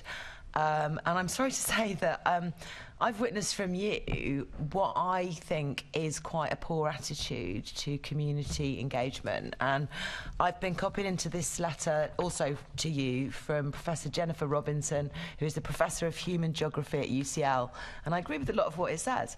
The Professor raises concerns about the approach by OPDC to community engagement, and says there is a need for the organisation to repair relations with community groups, including the Grand Union Alliance and the Old Oak Neighbourhood Forum. Now, in the letter, she refers directly to comments made by you at the Planning and Regeneration Committee in November, where she says you seemed to dismiss the careful and patient contributions and inputs of the actual residents groups, statutory organisations, neighbourhood forums and community-based networks in the area. She also says that some of the comments made concerning one specific resident are inappropriate and, in my view, warrant a personal apology. She also said there's an urgent need to clarify the OPDC's approach to community engagement and repair relations with those groups. Now, I understand no response has been sent yet to Professor Robinson's letter, so could I ask you to reflect briefly on these concerns and tell us what action you plan to take in response to the letter, including whether this will include that apology? Well, I'm absolutely not aware of ever having criticised any local resident personally. I'm really racking my brains to recollect any time I would have, or indeed have done so. The transcript is in the letter, and you do that. I'm not sure that relates to a local resident, actually. But I mean, I'm happy to follow up on that and double check. I think the point I was making, I think, in that exchange was that there are many different views from local residents in our area. And what I was at some pains to challenge, actually, was that we don't take community engagement very seriously, and we don't have an excellent relationship and a constant dialogue with all of our community organisations, and indeed with residents and businesses that don't directly participate in those organisations. And that's exactly what is happening at scale and pace at the moment with what is an extremely detailed and elaborate community engagement programme to start to really put some shape and colour around the plans that we have. It's unclear whether you'll be responding to the letter, which I also wanted to know. Assemblyman Berry, you are out of time. You did not answer my question about the letter response, though. You are out of time. You can pick this up later on, right? But just to maintain some. What, the next plenary? Maybe, or maybe as Assembly member, you can contact Please David contact me directly. about it, Sean, you can pick this up, but you are out of time. That's all. I'm now going to hand over the chair to Assembly Member Boff. And I'm asking this question as an Assembly member, okay, for this area. I think you spoke earlier on that you are still working on the strategic outline business case for the Western lands. Is this right? Not the strategic case. That's been approved by government. This is the outline business case, which puts a lot more detail around funding, around land, and around the whole organisation of the project. So the strategic case has been agreed. This is the next stage of the process. One of the, of course, things is that the OPDC owns no land at all, okay, and so land assembly is a very important part for you. What sort of hurdles do you envisage in getting the land assembly right? Well, first and foremost, we need to if we talk about the public land, because the land that is currently owned by the Secretary of State for Transport and to some extent by Network Rail are the large pieces, if you like, of the development jigsaw. I think there are a number of challenges that the OBC is dealing with. One of those, of course, is around how the current owners of those sites get the relevant value, either upfront or over a period of time. I think the second one is what sort of role do those landowners or their agencies want to have in the ongoing project, because we know that this is not a 5-year, it's not even a 10-year project, this is a 20, 30-year project. Do they want to hand that over to OPDC and the Mayor, or do they want to continue to have a more active role? That's another question that needs to be resolved. I think a third challenge is that there are an awful lot of complexities around the interface between assembling that land for development and not interfering or compromising the construction programme for the High Speed 2 railway, which, as we know, is going to be ongoing for an extended period, and indeed also that nothing happens on that development land that's going to compromise the long-term continuing operation of railway lines and all the things that go along with it. So it's quite a complex picture. So that's on the public land. On the private land, there are clearly some issues around successfully concluding negotiations. And, you know, these things aren't always easy. There's quite a lot of interest in our area at the moment, and that's likely to grow. So we might find ourselves in competition with other prospective purchasers.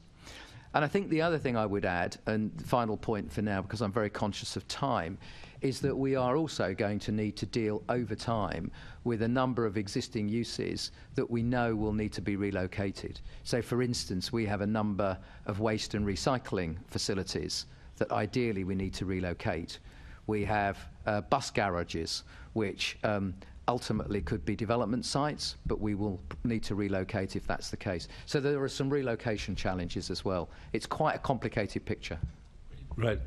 You said earlier on that the Mayor has indicated his commitment by giving you £50 million from the land fund. What sort of commitment do you need from the government? What do you need from the government to help us push this project forward? So I think we need two things more than anything else. We need to get an agreement about how the land assets that the government via DFT and to some extent Network Rail own, how they are going to be organised. In other words, are they going to come forward as a series of piecemeal development sites, or are they going to come forward as a comprehensive package which will enable us to do a strategic and sustainable master plan and fix the infrastructure that we need to deliver the project? So first and foremost, it's how is the land going to be organised.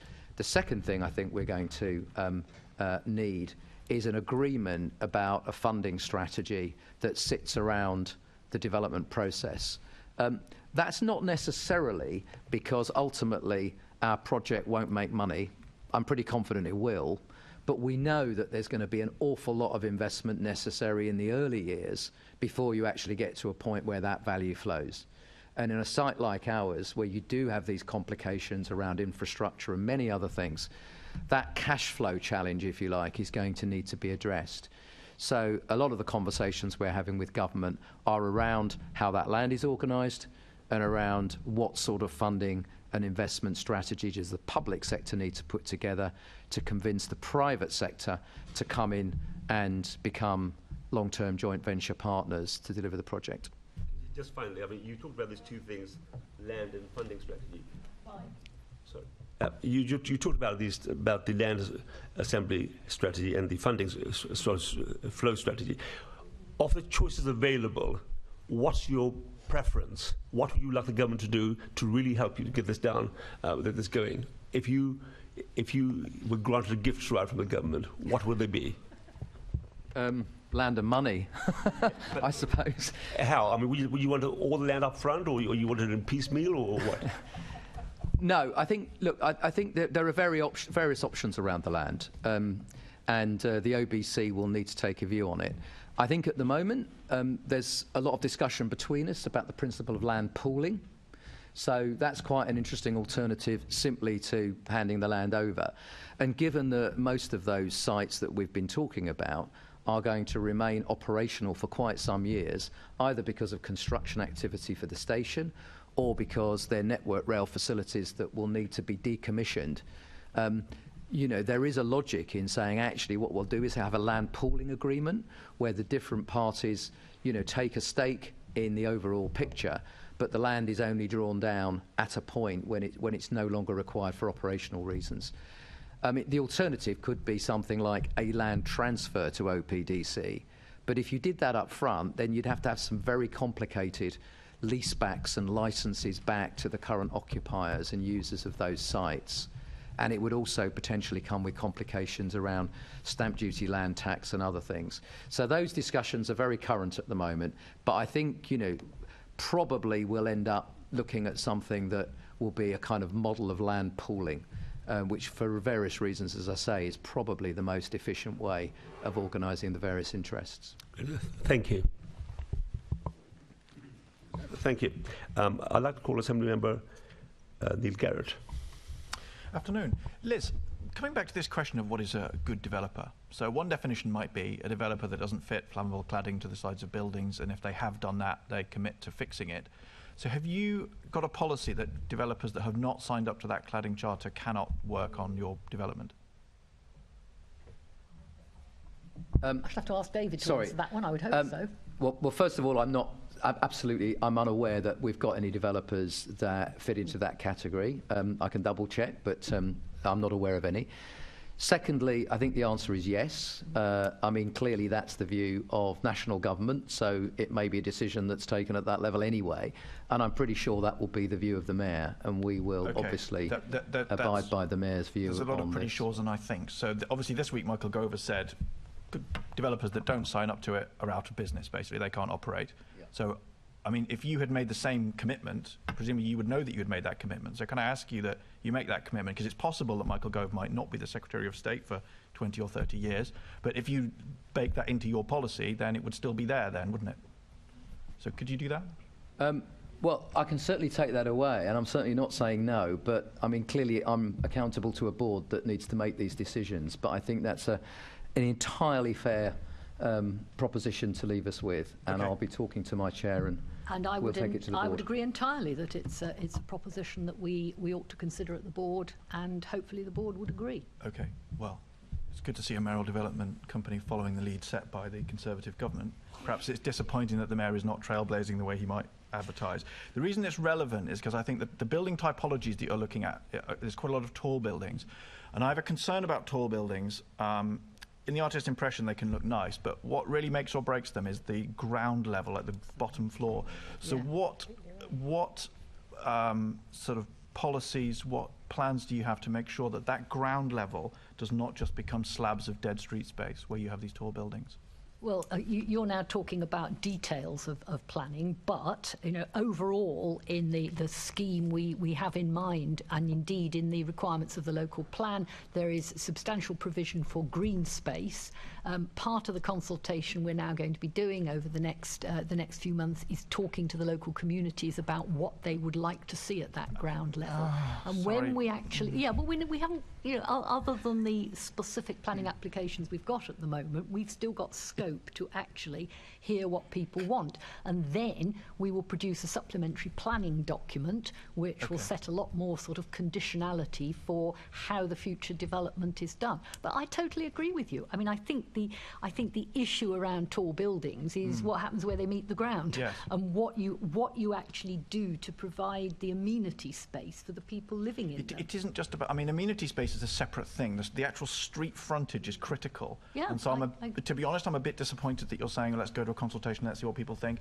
There are sometimes, there are questions you can ask the public, but one of the things the public may not have thought of is if you have big buildings which generate big flat frontages with one door in a 20-metre stretch, it creates a horrible space, and that's one of the things that professionals would know, and it's one of the things I would like to see you making a commitment to, not just saying let's go and ask people and see what they think. No, I'll let David come in a moment, but I think you're possibly sort of conflating two different aspects of this. I think it's important we talk to the community about what it is that they would like to see, and this is sort of long-term planning.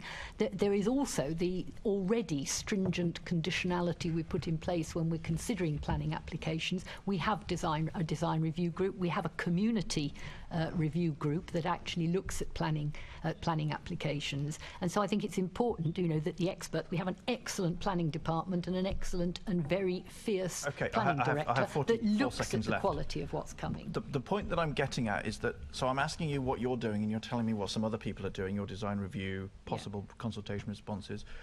If I were on your board, I would be boring you to death at every single meeting, at least for as long as you allow me to speak, saying it is critical that we make a really attractive human scale development at street level where these tall buildings meet the street. And I really would like you to tell me that that's what you are already saying in those meetings, and that you make a commitment that that's what the eventual development will look like. Funnily enough, I do have one board member who pretty much at every meeting talks to us about the quality of the design. She is an Not architect. the quality of the design, the way the tall buildings meet the street, that specific thing. Part of the quality of that is part of the design, isn't it? So, can I just add something here? Because I just have to remind that you're out of time now. I can't add something. I think this is a conversation we're delighted to carry on with you. This is a conversation I think you should carry on afterwards. Absolutely. Yeah. I think it's a very important conversation. Important. Yeah. Okay.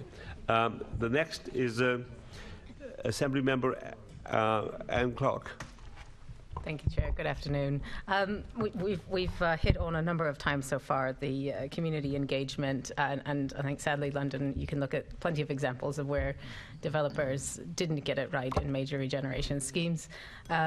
Just to follow on from some of the questions, though, I'm just wondering how you think you can make community engagement more accessible. I'm going to let David talk to that, because he's got absolutely at his fingertips what we're doing with this latest exercise, which is very focused on reaching the sort of groups who don't normally sort of put themselves forward when you have a public meeting. Yeah, I mean, it's a really interesting question, and something we've spent a lot of time thinking through. So, I mean, to take the example of the community engagement programme that we're launching at the moment, that's a really good example, I think, of trying to reach those people that don't necessarily always come to meetings. So my staff will be out on Saturday. They'll be organising what we call, it sounds a bit techie, a place lab session. These are very interactive sessions where, down-to-earth questions are asked about what you like, what you don't like about your location, starting to think about some of the themes and issues that we can then start to begin to crystallise in terms of some design ideas. The other thing I think that's really important, and it's something that we're doing as part of our programme, is to actually take people literally on a journey. There is no substitute, in my experience, of actually walking people round their own neighbourhood, maybe a neighbouring neighbourhood or other parts of London. So we're going to be taking residents to some of the recent developments that have happened in London, not necessarily to say, isn't this great or isn't this bad, but just to get an honest piece of feedback. And I think some of this relates to the question that we've just been asked. You know, where in particular are there new, let's be honest, relatively dense new developments where people feel comfortable with the spaces and they feel that there are active ground floors and so on and so forth. So I think it's a combination of things. It's partly about, if you like, seeing is believing and getting some very direct feedback. It's partly about different forms and techniques to engage people, not filling in surveys, but coming along to lively sessions where they can almost literally roll their sleeves up and talk to people that can facilitate those discussions. It's also as well, I think, about getting out and, you know, meeting people. So as I say, we've literally got people out on the streets doing this stuff, not just waiting for people to come into meetings. So, I mean, I'd be really happy to share a lot more detail around the way that we do undertake our various community engagement exercises, because we are extremely passionate about it and we think about it very carefully and we resource it properly.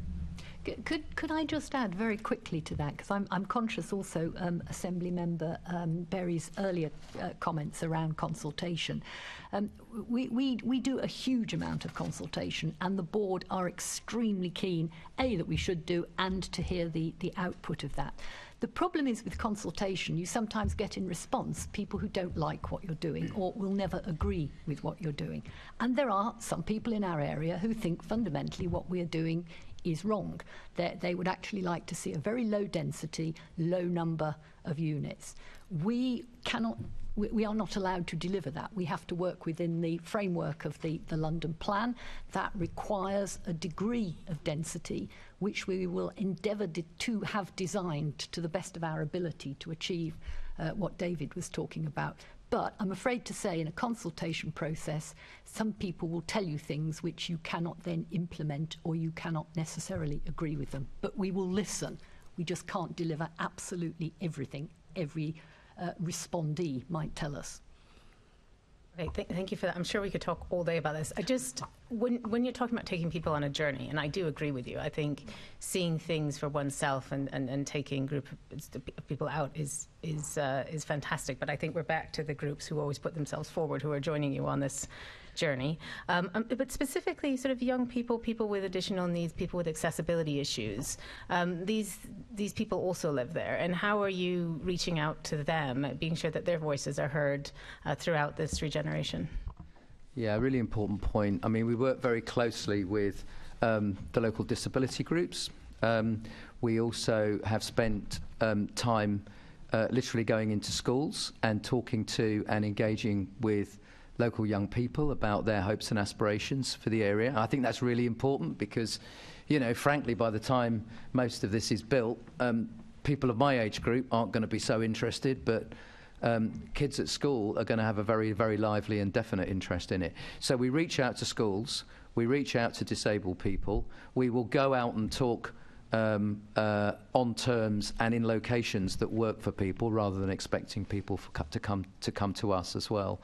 So it's a point well made, and it's something that, again, I think we've done an awful lot of work to respond to. The other thing I'd say as well is that we've also employed, I mean literally employed, paying the London living wage to local community coordinators. So these are individuals living in the locality who, you know, have the detailed networks and contacts and can help us to really reach out to some of those individuals and groups that are otherwise quite hard to meet. So there's a range of techniques that we use to try and successfully engage people. I think you're out of time too. Yeah, thanks. Okay, we've now reached the end of the question and answer session. Thank you to both of our guests for the answers you've given us this morning. The Assembly has some items of business to deal with, but you're welcome to leave the chamber if you so wish. Can I ask the Assembly to agree the motion set out on the agenda in my name, namely that the Assembly notes the answers given to the questions asked? Will the Assembly agree to suspend Standing Order 2.9a, in accordance with the provisions of Standing Order 1.1h, in order to allow the remaining business on the agenda to be completed? Okay. I would now like to propose the Assembly now adjourn for 1 hour and return at 1:30 before continuing with the remaining business on the agenda. Are members in agreement? Yes.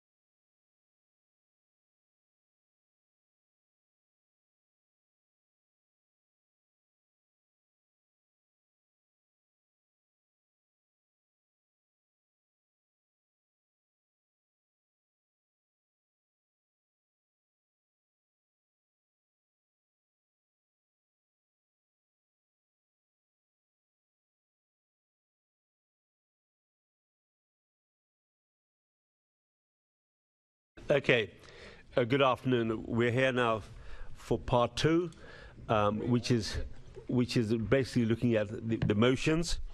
So in accordance with Standing Order 4.2a and following discussion with Assembly party groups, I've agreed to vary the time limits for speeches for the remainder of this meeting so that the mover of a motion or amendment may speak for up to 3 minutes, the seconder of a motion or amendment may speak for up to 2 minutes, and any other speeches may last up to 2 minutes.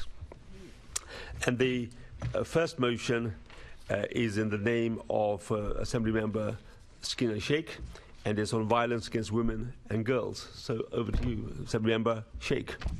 Thank you, Chair. Now, as the Assembly will be aware, earlier this month was International Women's Day, where we celebrated the many phenomenal achievements of women, not just in London, but around the world. But International Women's Day is also a day where we reflect on the challenges that women face in our society. And when we look at the scale and the prevalence of gender-based violence, it becomes clear just how far we still have to go. The statistics make for sober reading.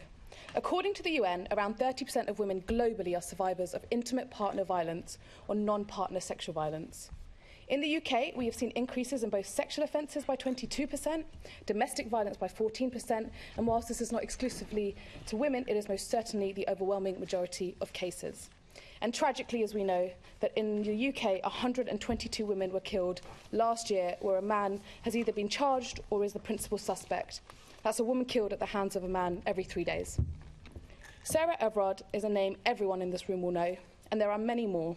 This agenda is far from one. It is essential we continue pushing for legislative and institutional change, but cultural change will be the linchpin for the change we need. That's why I'm proud of the work being done by City Hall to tackle the root causes of VOG, such as Have a Word campaign, challenging men on normalised sexism and behaviour, and also providing funding to primary schools to address topics around misogyny in a constructive way through education. And this work takes place on a backdrop of work done by Assembly members across this chamber, but in particular to Assembly member Len Duval, who was the founding voice in City Hall calling for a domestic register since 2017. The success around establishing the cause for this key legislative mechanism to tackle domestic abuse comes from his allyship on this work, and we thank him for it. This register is essential because, as it stands, the evidence, as I've already described, shows domestic abuse, domestic violence and sexual assault remains a reality for too many women. And the system fails these women at so many levels. Just last week, I attended the Victims Summit with Assembly Member Desai, Ahmed and other colleagues on the Assembly.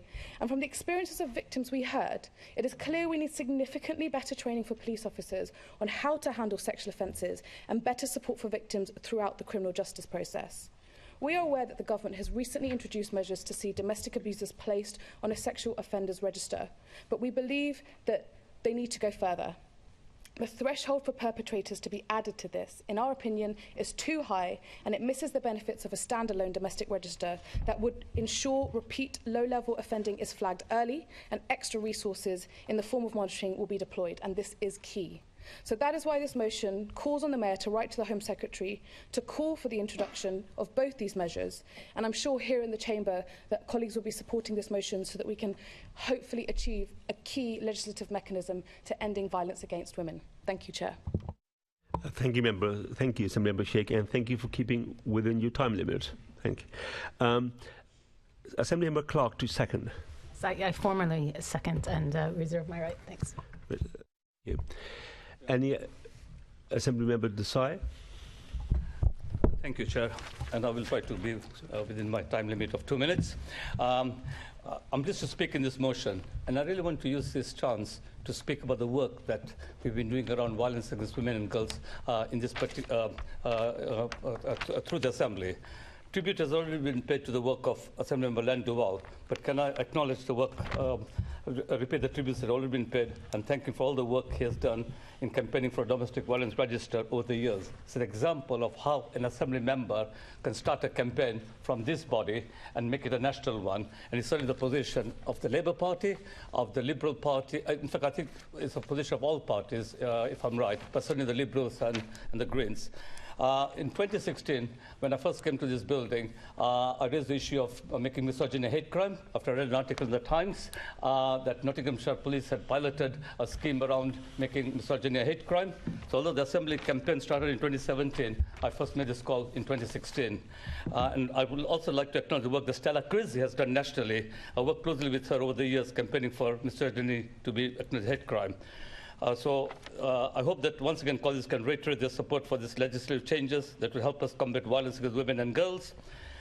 This work has been an integral work stream in the Police Committee last year. We published a report last August with recommendations for the Mayor and MOPAC and how to take forward their work against violence against women and girls. We scrutinized the Met on how they're ensuring that misogynist abusers are removed from their ranks.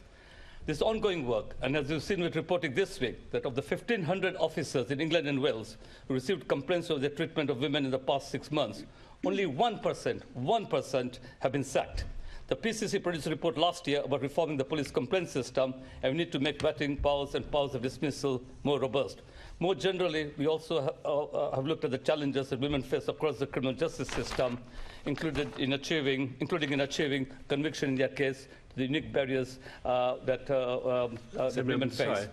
So there are many challenges before us, which require a whole societal approach as well as a strong institutional response. I hope colleagues can support this motion. Okay. Thank you. Thank you. Thank you. Assembly Member Pigeon, please. Thank you very much indeed, and thank you, Assembly Members Sheikh and Clark, for bringing this important motion today. You know, when we have seen further prosecutions of Wayne Couzens in the last week and evidence of issues in the police up and down this country, it's right for us to be discussing violence against women and girls. And the horrors we have seen come out about the Metropolitan Police, London Fire Service, over many, many months. This is timely. And whilst there has been an announcement by government in the last few weeks of a new package of measures around domestic abuse, there is always much more that can be done, as we've already had highlighted today. The Domestic Abusers Register, as has been highlighted, first proposed by Assembly Member Duval 6 years ago, and he has tirelessly championed this up and down the country. In fact, I remember on one of our committee visits, with the full support of this Assembly. And it's important that this idea becomes a reality to provide this protection for women. But, you know, for me, it's increasingly clear there is an issue around how women are viewed and perceived. So-called influencers like Andrew Tate and others spreading their hatred of women through social media and other groups, and the so-called manosphere, a new thing I discovered, the manosphere, all challenging equality. And the abuse many of us receive for simply being a woman is extraordinary. It's changed immeasurably in my 25 years of elected office. And this hatred and these attitudes, they link to and lead to violence, control and abuse of women on an unimaginable scale in this country. Now, the Mayor's campaign, Have a Word, is a really welcome initiative to start to tackle this and call out behaviour and to help to educate. But it's just a start. You know, I fully support having a public health response to violence against women and girls, but I really believe it's time that misogyny was made a hate crime. And if we're then going to be able to tackle this unacceptable creep in our society, diminishing progress that's been made on women's equality over many years, we have got to tackle these things straight on and make sure they stop. I really support the motion before us today to strengthen our tools. Thank you. Assembly Member Bailey. Thank you, Chair. I just wanted to make a plea for some of the measures in here. Many of my colleagues have spoken at length about Assemblymember Duval bringing this to the table almost 6 years ago now and pressing for a domestic abusers register. I cannot tell you how much I support this, and also my fellow colleagues on the Conservative side of the Assembly. What I really was hoping, though, that we could keep that as a separate issue. As someone who's been a youth worker for over 25 years and dealt with some of the most challenging young people, some of the most damaged young people, domestic violence is almost always in the background, if not the major reason for that young person's behaviour. So I'm a little bit concerned that we've put it with something, even something that's as important as violence against women and girls. Because, of course, I'll give the Mayor his due. He has made this a big issue and he has done lots of work. But I was hoping that we could keep them separate so that we can definitely get this register done, because it will make a significant difference to young people in the country. Whereas experts have spoken about making misogyny a hate crime, saying that it'll make it even harder to get rape convictions and the like. And for some people, people, this will mean that they won't be able to support this. And I know people are now looking at me, and I can see the whispers going around the. I can see. Okay, thank you. I can see the whispers going around. But remember, we are regularly lectured by the mayor to listen to experts. And this is what the experts are saying to us, that making misogyny a hate crime could make it harder, even harder, to get rape convictions. So I think we might need to think carefully. But that's why I make the plea that we separate these two things so we can pursue them with the vigour that we would like. Because, of course, on the Assembly, we are often at our most effective when we are together. And Assembly members Duval highlighting this issue, leading on this issue, and us being able to support him in this issue has made it a national issue, and I believe we could get it over the line if we dealt with it separately. Thank you, Chair. Thank you for your contribution. Assembly Member Best. Thank you, Chair. And I think, as my colleague just said, we do, of course, support the domestic abuse register, but it's really the aspect of putting misogyny as a hate crime into this motion that means that we won't be able to support it today. I think in politics it's always good to be willing to admit when you're wrong. Maybe some people in the chamber think I should do that more often than others, but I was one of the first Conservatives to support making misogyny a hate crime. And again, when we had this debate in 2021 on the Assembly, I again said I think that we should make it a hate crime, but we should certainly listen to the Law Commission's review. I have now looked at the Law Commission's review, which is 556 pages long, and if you read through that report, they have significant concerns around prosecution for some of the most heinous crimes, for example, rape, and how this could really not help women in getting the justice that they deserve. There's serious concerns from charities, there are serious concerns from women's organisations, and that is a voice that I would like to listen to. They made a very strong recommendation at the end that sex and gender should not be included under hate crimes. They did, however, make recommendations that stirring up hatred on the grounds of sex and gender should be an extension of the law, and I support them in that. They also made a very strong recommendation that the government should install a hate crime commissioner, and again, that is a call that I would have backed, and if that had been in the motion today, I would have been pleased to support that. What I wouldn't like to do is inadvertently make things harder for women and girls and make it harder for them to get the justice they deserve. And so, yes, I will listen to the experts on this. And I think sometimes in politics, the right thing is not always the easy thing. It sounds very easy to say we should make misogyny a hate crime. That is clearly something that we could all think sounds like the easy call and we should do that. But when the experts tell us that will harm justice that women and girls get when they suffer abuse in this country, we must listen. And so while I support the sentiment, I certainly cannot support the motion. Thank you for your contribution. Any other Assembly member want to contribute? Assembly Berry.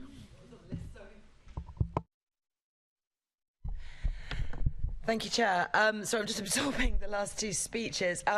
Start off, though, I want to say thank you to the people who brought the motion today, particularly, I think, to Assemblymember Desai. It's true, you were on this from the moment you were elected. You were the first person to mention it in the Chamber in 2016. Not long after I brought it up, we're working with Amelia Womack, our then deputy leader, who's again a pioneer of this work. And it is, I think, incredibly important that we do include the recognition that misogyny is a hate crime within this motion. The work on the domestic abuse registers absolutely fantastic, and we're all agreed on that. And I really hope we're making progress on this. But it is galling to see that people are changing their minds on the recognition of something that genuinely is dangerous, hate, and ought to be recognised in the same way as other things are. As an aggravating factor in other crimes, in extreme forms as a crime in itself, and all the ways in which other forms of hate are recognised as hate crimes. When it comes to hate and discrimination, I think the principle we need to listen to most of all, Sean, is the experience of those who are subject to it. And I think if you were to ask women to vote in a referendum on whether or not misogyny and misogynistic hate speech and misogynistic violence should be treated the same way as other forms of discrimination and hate, you would get a resounding yes. And I think that is the most important thing here. We all have to contend with the division of resources. And I don't think you should play off one crime against women against another crime against women to argue against this. I think it's really important that we are equally recognised in forms of other discrimination. Thank you. Thank you. Any other contributions? Okay, I'm going to ask Assemblymember DeVell. I wasn't planning to speak in this debate, and thank you for the kind comments, but we must remember, behind all these issues, it is a collective action. We wouldn't have got where we've got to on the domestic violence register without the help of your good selves and also the help of our support staff in moving that forwards. But thank you very much for those comments, and it will make a difference, and we are making progress, because we might not call it that, but in effect that's what we've got and that's what we're moving to, and we need to keep monitoring that and understanding that. This debate is quite an interesting one, because I suspect I probably started where the Assembly member Best was, that actually, does this complicate it, does it not?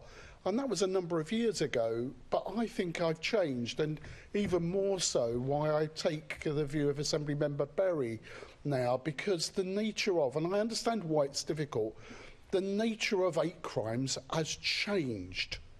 Society has changed in the way that we disseminate communication and the lead up to some of these issues, and also the interconnection of the issues.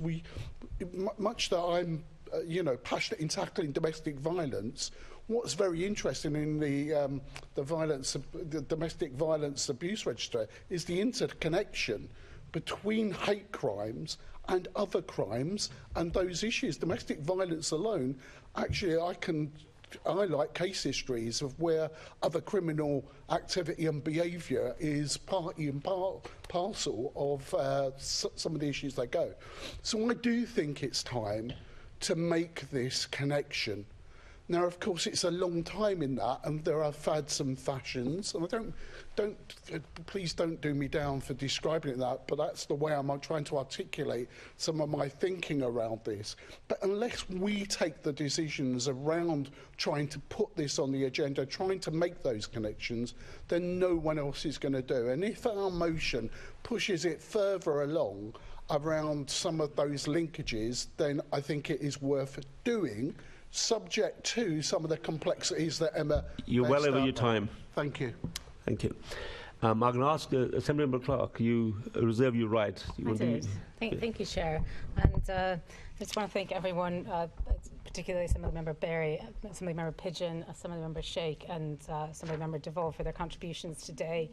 I think it's very clear that misogyny is hate, and misogyny is a hate crime, and Assemblymember DeVol is absolutely right. The interconnectedness of hate and the actions that spring out of that, we're seeing evidenced more. We're seeing damage done further, as Assemblymember Pigeon alluded to. On the internet, the messages of hate spread faster and worse than ever before. So I think we absolutely have to take this seriously, and misogyny should be a hate crime. It's no question violence against women and girls is endemic in our society, and as Assembly members and actually as Londoners, we know from speaking with constituents, with friends, with colleagues, how much it impacts people's lives, and the ability for women and girls to feel safe, not just in our city, but when we're in the rest of the country and the rest of the world. And then actually London should be leading the way to eradicate this hate from society. But while the Met remains an organisation that isn't as trusted as it should be, we have a specific hindrance, and we need a victim-centred approach with better training for officers interacting and how they interact with survivors and how they build up those communities, and again the interaction, the interconnectedness of society, and building women up, as opposed to where we are in society now, which seems to be we continue to have a sort of a women last approach. And once again, we're in a situation where some people are unable to accept that if we don't take this as seriously as we could, that there's going to be another time for it. And actually the time is probably 50 years ago, but the time really should be today. So I'm really pleased that in City Hall, though, we were the first to appoint a Victims Commissioner, which is really good news. And we have a mayor who has given over 100 million to tackling VOG across our city, and he's actually an active ally, which is really important. His Have a Word campaign, as Assemblymember Pigeon said, you know, it's the start. It doesn't complete the journey, but it's an excellent example. I'm getting cut off now, but I hope all of us will support this motion today. Thank you. Thank you. Any other Assembly member want to contribute before I call Assemblymember Sheikh to sum up? Okay, over to you to sum up, please. Thank you, Chair. Thank you to Assemblymember Desai, Pigeon, Bailey, Best, Berry, Duval and Clark for their contributions. I found Assemblymember Pigeon's contribution actually the most moving in terms of, for me, synthesising exactly why we need to include within this motion making misogyny a hate crime. And Assemblymember Best and Assemblymember Bailey, I don't doubt your intentions. I think everyone in this Assembly is committed to ending violence against women. It is more than acceptable for us to have different approaches. What I would say is, you know, the figures that I quoted in my speech, like sexual offences have increased by 22%. Domestic violence has increased by 14%. The problem is getting worse, not better. And I think, therefore, we need to be very clear that we require more mechanisms, more changes, and deeper analysis on what's gone wrong. And I think an evolution of that analysis is making misogyny a hate crime. Because as Assemblymember Duval said, hate crimes don't happen overnight. They don't happen in a bubble. They are a series of events, of cultural norms that chip away, that allow everyday normalised sexism to control women, to undermine women, and to abuse women. And actually making misogyny a hate crime cuts through that. So it's an essential part of this motion, and it's an essential part of the mechanisms that we need to ending violence against women. So I'm proud to propose this motion and build on the work that's been brought by the Assembly over the years, and I hope colleagues can support me in this.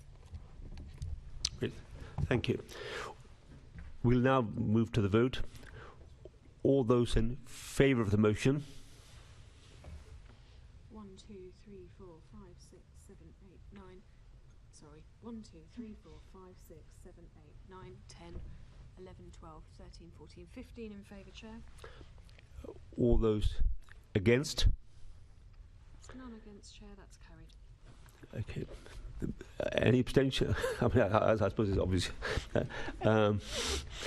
So this motion is carried. Thank you. The next motion is on Railways London, and it's in the name of Assemblymember Baker, who moved the motion. Thank you, Chair. I'll be brief. The fragmented and broken structure of our railways is well overdue for change, and I think this is something that we can all agree on, even if our solutions sometimes may be different. And the stated intention of the government's William Shapp's report plan for rail back in May 2021, and their intention to create Great British Railways, is to improve services, to improve accessibility, and to reform fares and ticketing, among some other intentions. But we are in limbo, and the reality of those Londoners, many Londoners rely on rail, is actually they're seeing cuts, timetable cuts to services, less staff, and no improvements to reliability, ticketing or accessibility. And so the government seems to take a bit of a twin track approach at the moment. So the rhetoric is Mark Harper's speech back in February, that's, you know, Great British Railway is going to achieve reliable services, comfortable journeys, accessible stations, and change those fares and ticketing so they're much more simple for people to understand. Apparently 55 million fares at the moment, which is absolutely blows my mind. But in practice, what we're seeing is timetable cuts and major workforce reductions and ticket office closures in the offing, while we don't see the integrated plan that actually is supposed to be achieving all these good things for passengers. So the motion calls for two things that we believe would help Londoners who desperately need decent rail services. So to reiterate the Assembly's call for suburban rail services to be devolved to Transport for London. Transport for London has maintained service levels through the pandemic and during our recovery, so then we can have a truly integrated network for all parts of London, something we even had concrete proposals for back in 2016. And Great British Railways is a real opportunity for this. And secondly, to call on the government to publish their detailed plan for the railway so that Londoners can actually see what's on the table. Great. Thank you for that, Assemblymember Baker, and within your time. Is for Assemblymember Duval to second the motion. Can I formally second and reserve my right to speak later during the debate? Certainly, thank you. Any other Assemblymember Rogers?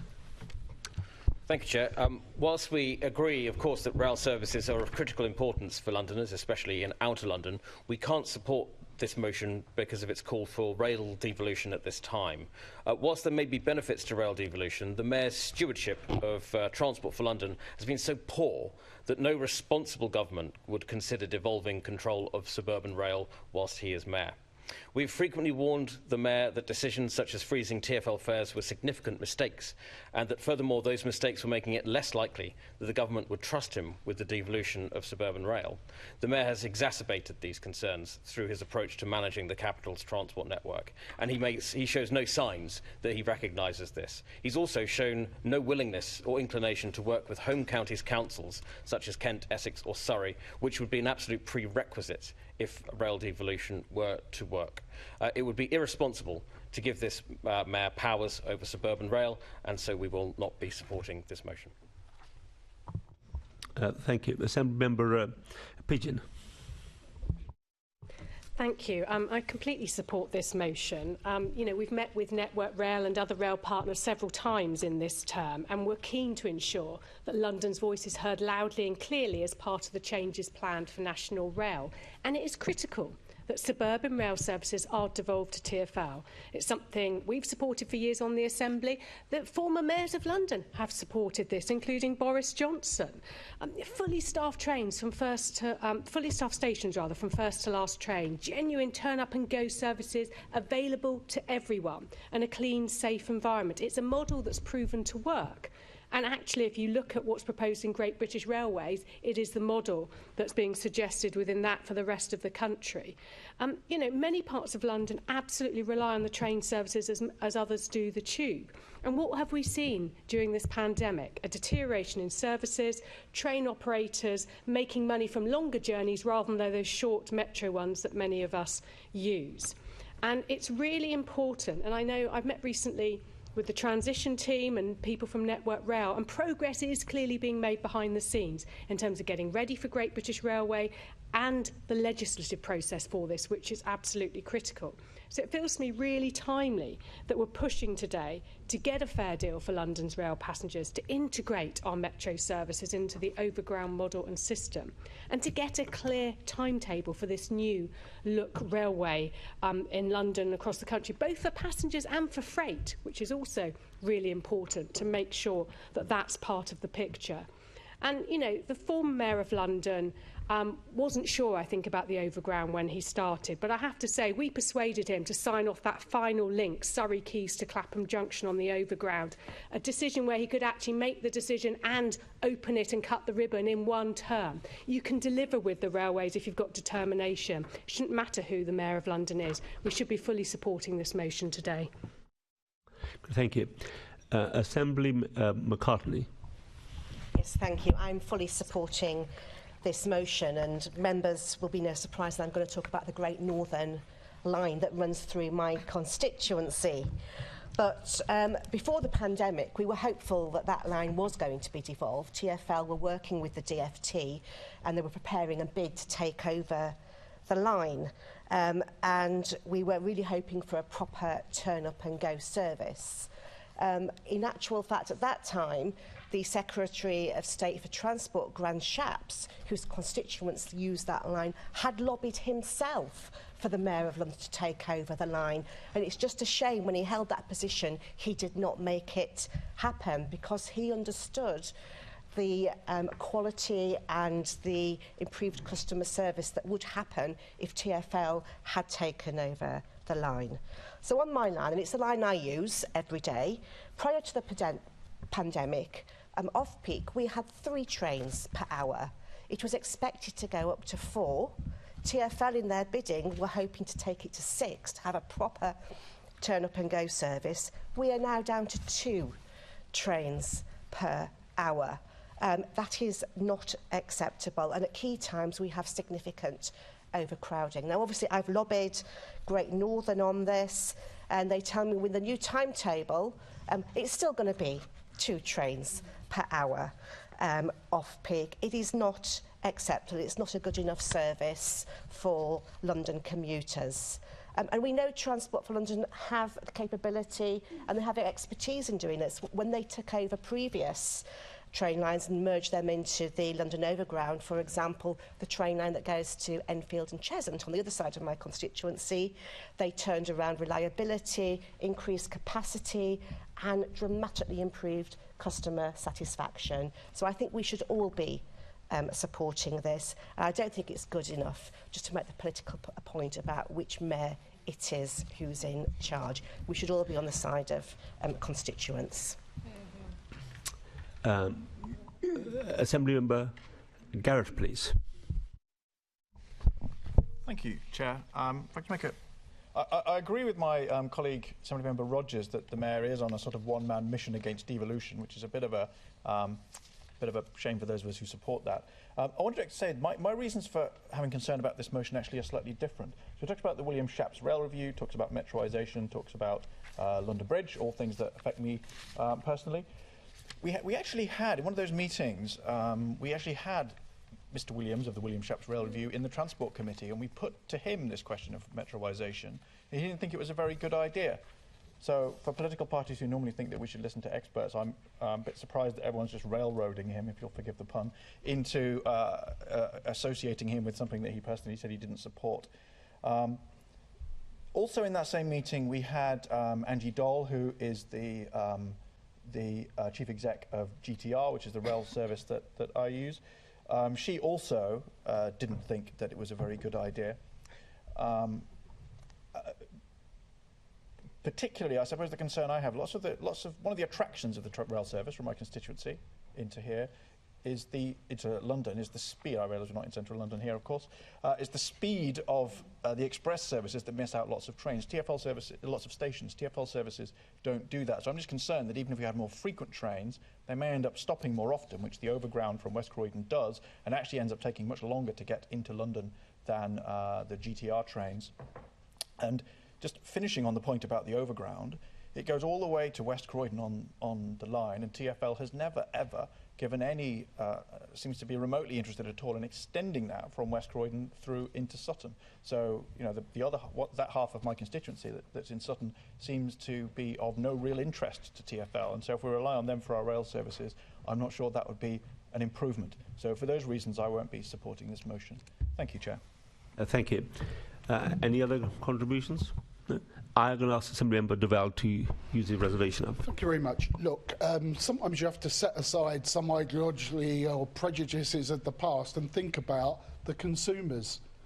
Because if you think about the consumers, status quo doesn't exist. And what we've had with the COVID period is this has sort of slightly gone quiet and it's gone off the agenda. We need to bring back on the agenda what may work for consumers. Now, I can point to bits in my individual constituency that probably wouldn't be great, but overall, what we have got is evidence where the overground system has existed, evidence-based, it's worked.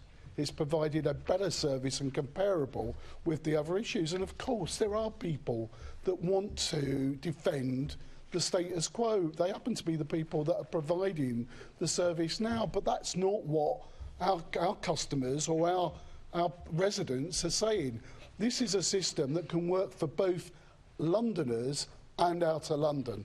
And there was work done with the stakeholders in Outer London. It wasn't done fast enough for someone like me, because it would only work if you have those connections. We should be establishing, I think, a rail board for London and the South East to bring those stakeholders closer together. I want to pay tribute to colleagues on the Transport Committee that have done some incredible amount of work over the years on this issue.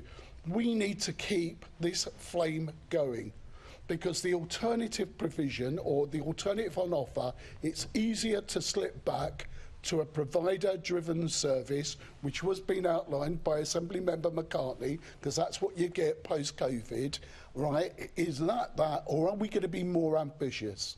If we're going to be more ambitious, then we need to do something with the suburban rail service that benefits Londoners and benefits residents outside London who use it. By working together, we can make it differently. By changing the nature of the conversation, by changing the nature of the decision-making, we know it will work.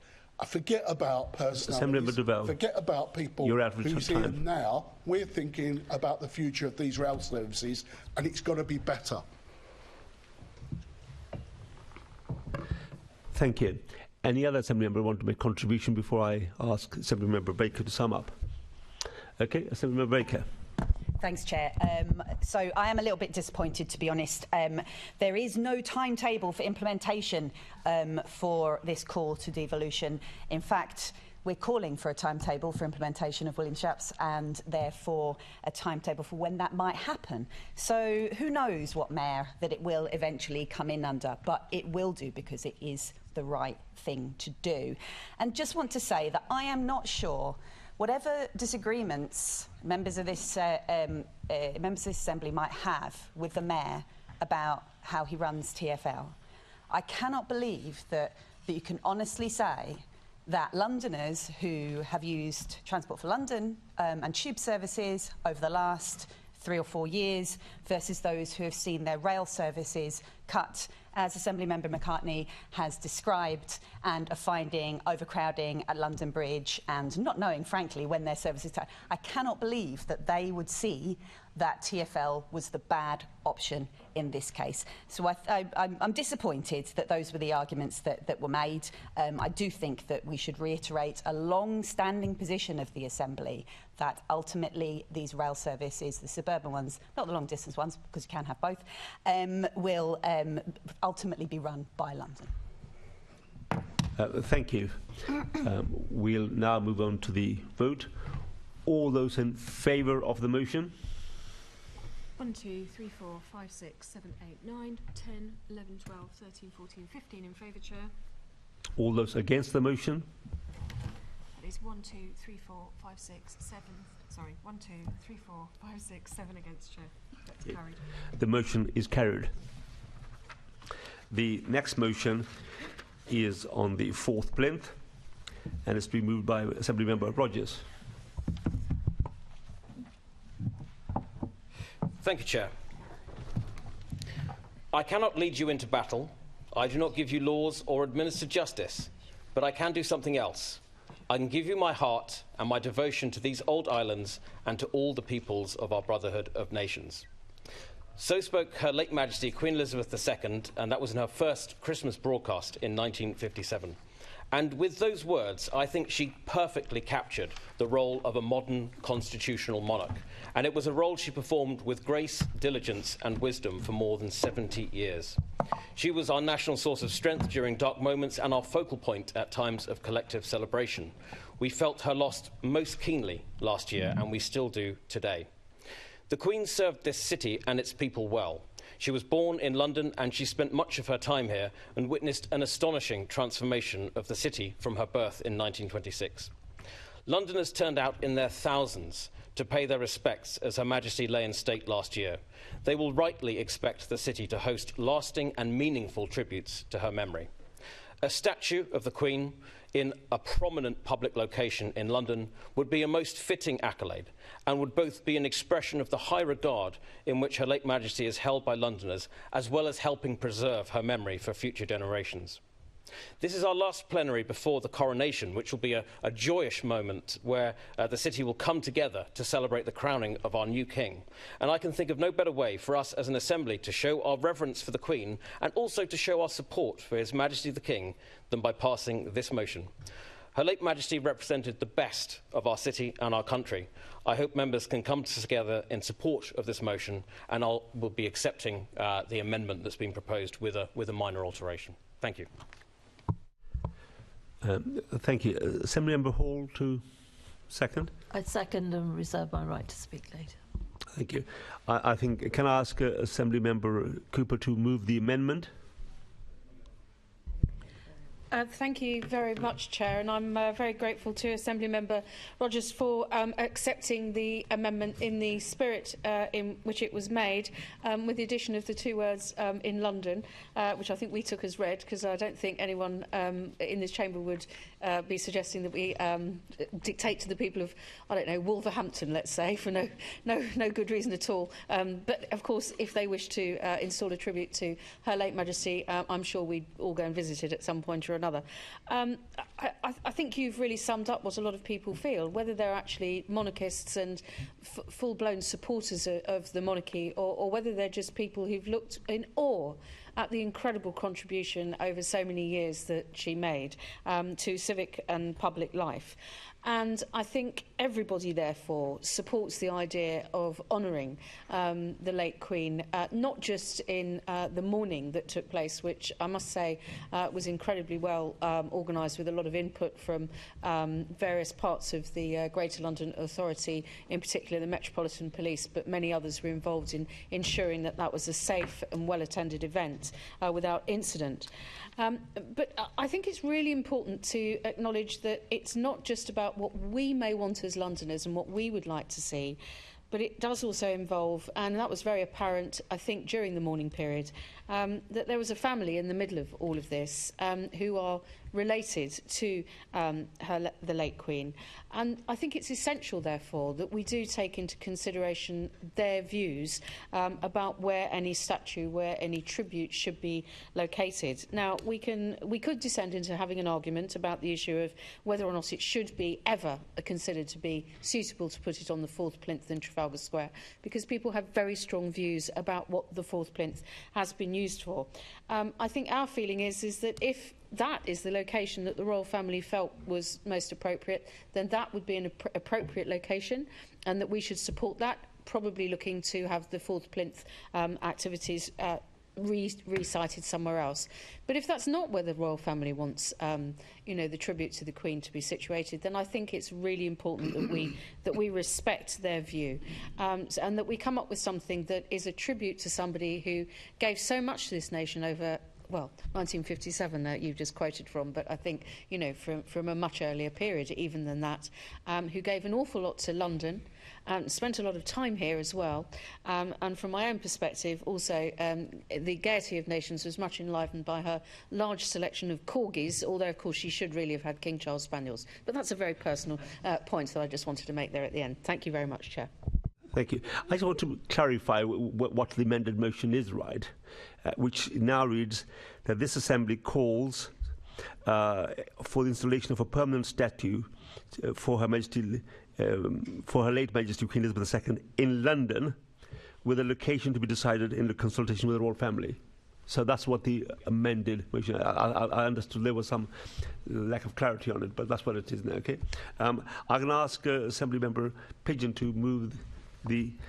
Sorry, to second the amendment. Lovely, thank you. I'm very happy to second this amendment, and can I thank Assembly Members Hall and Rogers for bringing this motion here today.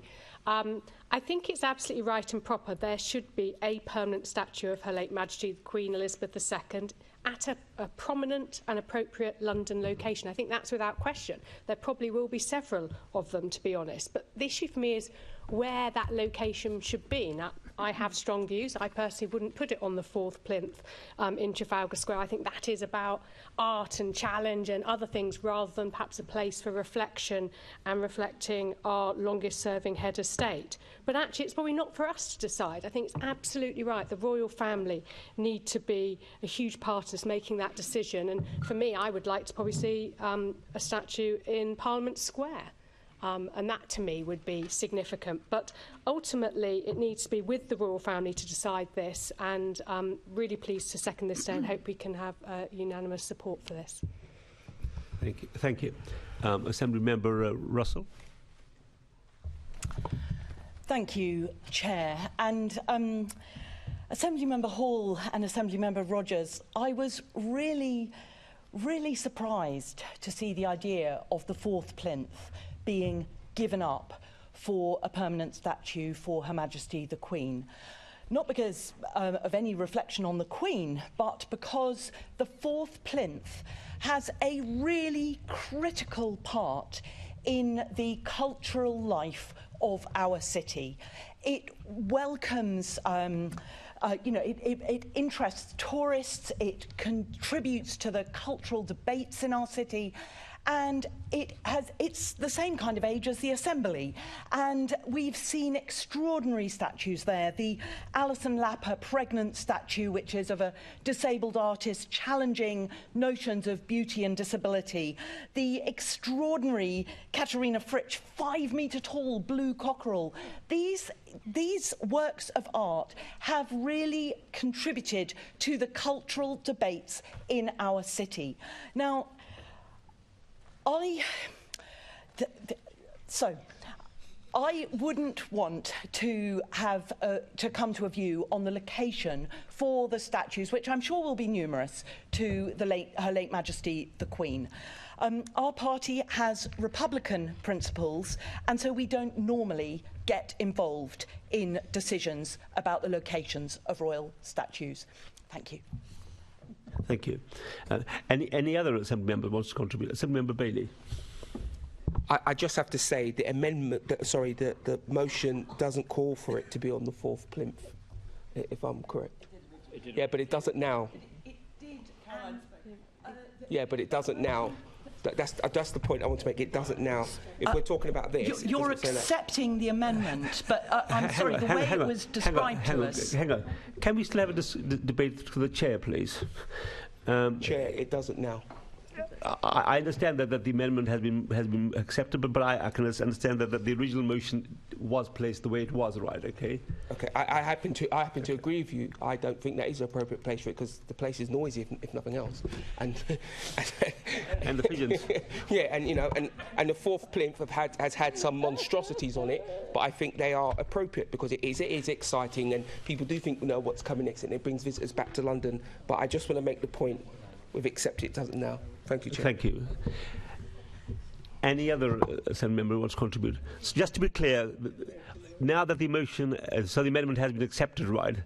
The motion we'll be voting on will be reading as: this Assembly calls for the installation of a permanent statue for Her Majesty, for late Majesty Queen Elizabeth II in London, with a location to be decided in consultation with the royal family. That's how it reads. Okay. So we're voting on that motion. All those in favour? 1, 2, 3, 4, 5, 6, 7, 8, 9, 10, 11, 12, 13, 14, 15, 16, 17, 18, 19 in favour, Chair. All those against? No votes against, Chair. Okay, so the motion is carried. So sorry, I actually... I know you don't like listening. No, you can sum up, no, but I mean, we do. Yeah, you might be delighted. That I think the Assembly's made its views known by unanimously passing the motion, for which oh, no, not unanimously. Well, okay. Well, the motion has been passed, which is overwhelmingly passed. Thank you very much. I guess, as the Queen said, we have much more that unites us than divides us. I hope. So, thank you. No. I'm so sorry, Assembly Member Rogers, to take the time away from you. Member Hall reserve her right. Did you? I mean, we've actually missed out from both of them. I mean, obviously it was a wonderful speech, Chair, but I'll let you do it. I'll let you go over it. Yeah, hang on. No, actually, if the Assembly is minded, I'd be delighted to hear from Assembly Member Hall. I'd be delighted. I'll treasure that moment and those words. Okay. I really am sorry that I thought we had consensus on the motion. Okay, I think the next motion on free meals has been withdrawn. No. Okay, so I'm now gonna move on to the next motion, which is on fair tax, and is to be moved by Assembly Member Plensky. Thank you, Chair. That was quicker than expected. This week we have seen another budget from this Conservative government, and it is a budget that is very clear. It favours motorists over doctors, nurses, teachers. We have a nation that is on strike. We have teachers that are paying out of their own pockets for basic stationery. We have NHS waiting times that are out of control. We have mental health support that is practically non-existent. We're in a cost of living crisis, but we know this is really an income crisis, an inequality crisis, and it's being fueled by an epidemic of tax evasion and tax avoidance. We are seeing the super rich and the powerful avoid paying tax or paying very little, while everyone else is left to foot the bill. We need fairness and transparency at the heart of our taxation system, and this budget did nothing to really rectify that. Now, this is government's business, but as the Assembly for London, it is our business to make sure the businesses in our capital city are being fair and transparent. So this motion is calling to hold businesses to account, to make sure those big businesses pay their fair share of tax, and the Mayor, crucially, in procurement, make sure he only works with businesses who are doing their bit to pay their fair share. It's important to note this is a pro-business motion. We support and celebrate those businesses who want to be transparent, who want to contribute to society, and we're delighted that they're in our capital city. Please support this motion. Thank you. Assembly Member Duval to second. Chair, I second and reserve my right to speak during the debate. Thank you. Well, you've asked Susan to speak for you. Hopefully.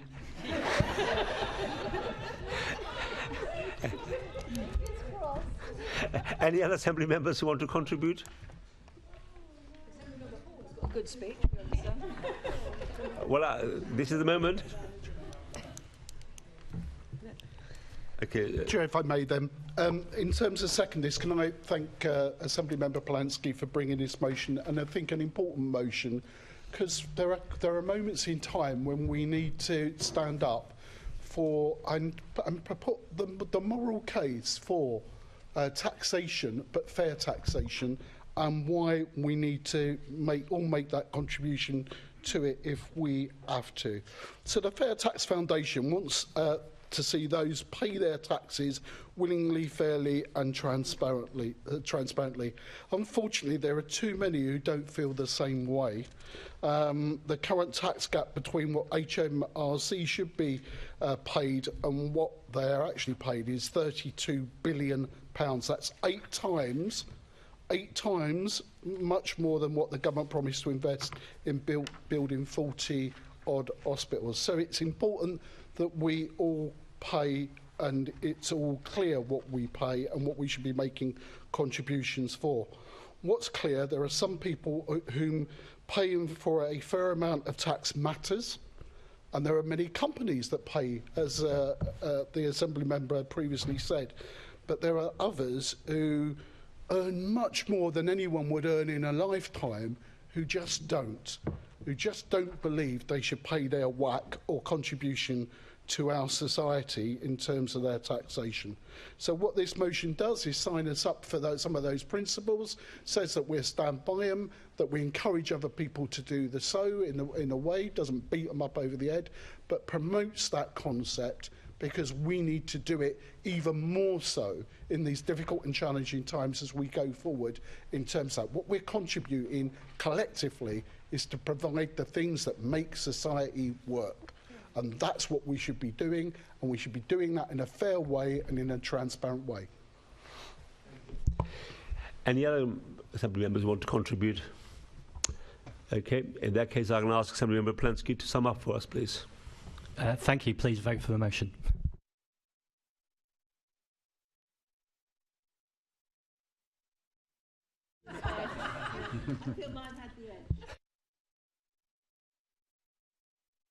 Okay. All those in favour of the motion? I believe that's unanimous, Chair. Amazing. It's unanimous. The less we speak, the more we agree. Okay. The next motion is on Transgender Day of Visibility, and it's been moved by Assembly Member Russell. Thank you, Chair. Now, yesterday, the family of Brianna Jai buried their murdered daughter. And I want to start by pausing to think about her family and her friends. And I want to offer my solidarity to all of the people who are hurting and fearful as a result of her murder, many of whom have been leaning on their community, attending vigils and paying respects. For many Londoners, the murder of trans girl Brianna Ghey illustrated the hate facing trans people in the UK and the precarity of people's lives. And I can only imagine the pain being felt within and beyond the LGBTIQA+ community right now, who are watching the news or reading the papers and seeing careless and inconsiderate language and reporting. Now, this is our chance as an assembly that represents all Londoners to stand up and express our solidarity with transgender and gender diverse people in our city and across the UK. Our solidarity with people who face increasing infringements on their human rights, as well as horrific violence. And we should say to them boldly and clearly, you are not alone. Visibility is crucial, and Trans Day of Visibility allows us all to honour the joy and resilience of transgender people in London and around the world. So I'm moving this motion to help resist hate and misinformation about trans people. And the Mayor of London can and must play his part. We all have a role to play, along with sharing the stories of trans and gender diverse people far and wide. We can support campaigns that raise up trans voices. So I hope you will all vote for this motion, calling on the Mayor to make a statement on International Transgender Day of Visibility that acknowledges the struggles facing trans Londoners and commits to making trans and gender diverse Londoners' lives more equal. Thank you. Thank you, Assemblymember Russell. Assemblymember Best to second the motion, please. Thank you, Chair, and I'll take the tentative decision to speak now, hoping there's unanimity in the room. I'd like to thank Assemblymember Russell for being a continued ally and champion on this issue, and thank her for asking me to second this motion today, which I am honoured to do so. I think it's really very, very important, especially at this time. Prior to 2009, there was no Trans Day of Visibility. There was only a Trans Day of Remembrance, a day where we remembered the amount of trans people, inordinate amount of people that are murdered and persecuted every single year. And so it was because of that that there became the Trans Day of Visibility, to actually recognise the massive contributions of trans and diverse population in our country and worldwide. And so I think it's important that we do that today, as well as recognising all those negative aspects that we've covered as well. A debate of extremes has raged while trans and gender diverse Londoners just want to live their lives. And I think it's important that we recognise those as just the normal people that want to live their normal lives, and they do not want this extreme culture war. They do not want the rage, the extremities of a debate of people that are just like you and I, trying to live their lives, trying to do the things day to day that we can do with ease. And so I hope that this year the Mayor does make that statement, and I would hope that we can all have that intention to look at those positive stories and to look at the positive contributions of the trans and gender diverse population within London. Thank you. Thank you, Assemblymember Best. Thank you for sticking to your time. Assemblymember Bukhari. Thank you, Chair. For most people, their gender matches their physical sex at birth, but there is a small number of people, up to 1% of the population, for whom that is not the case. And I'm very proud that the Liberal Democrats fight for equality for all, because we believe in the safety, dignity and well-being of every individual. The need for this motion comes because of a tragedy in the trans community, the death of Brianna, and we will continue to mourn her death. The senseless taking of her life and the subsequent vitriol of transphobia that has sparked across social media is proof that we still have a long way to go.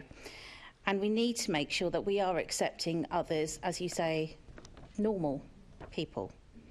I hope that this passage of the motion will stand as a beacon to the trans community, as a moment to be seen and recognised, not just on International Transgender Day, but every day, and that we stand with you. Thank you. Thank you. Assembly Member Cooper, please. Thank you, Chair. I'm hoping that's going to reset because I only appear to have 50 seconds on the clock at the moment to speak, which might please some people. I'd like to thank Assembly Members Russell and Best for bringing this motion to the Assembly today. You know, obviously, we're going to be supporting this. I just wanted to make that point on behalf of the Labour group. In our old location, previous City Hall, I actually held a trans fashion show in the chamber, and I must say it was probably, when I say a trans fashion show, it was trans, non-binary, genderqueer. It was the most fantastic event I've ever seen, and I have to say it was also the best use of the chamber that I've ever seen. It was nothing like this or nothing like anything else. It really was a glorious celebration. Unfortunately, as we all know, and it isn't just online hatred, which Assemblymember Bakari just referred to, but it's also real-life hatred in the flesh. And it's an incredibly difficult decision that people make to become aware that this is something that they actually want to go through in terms of a major life change.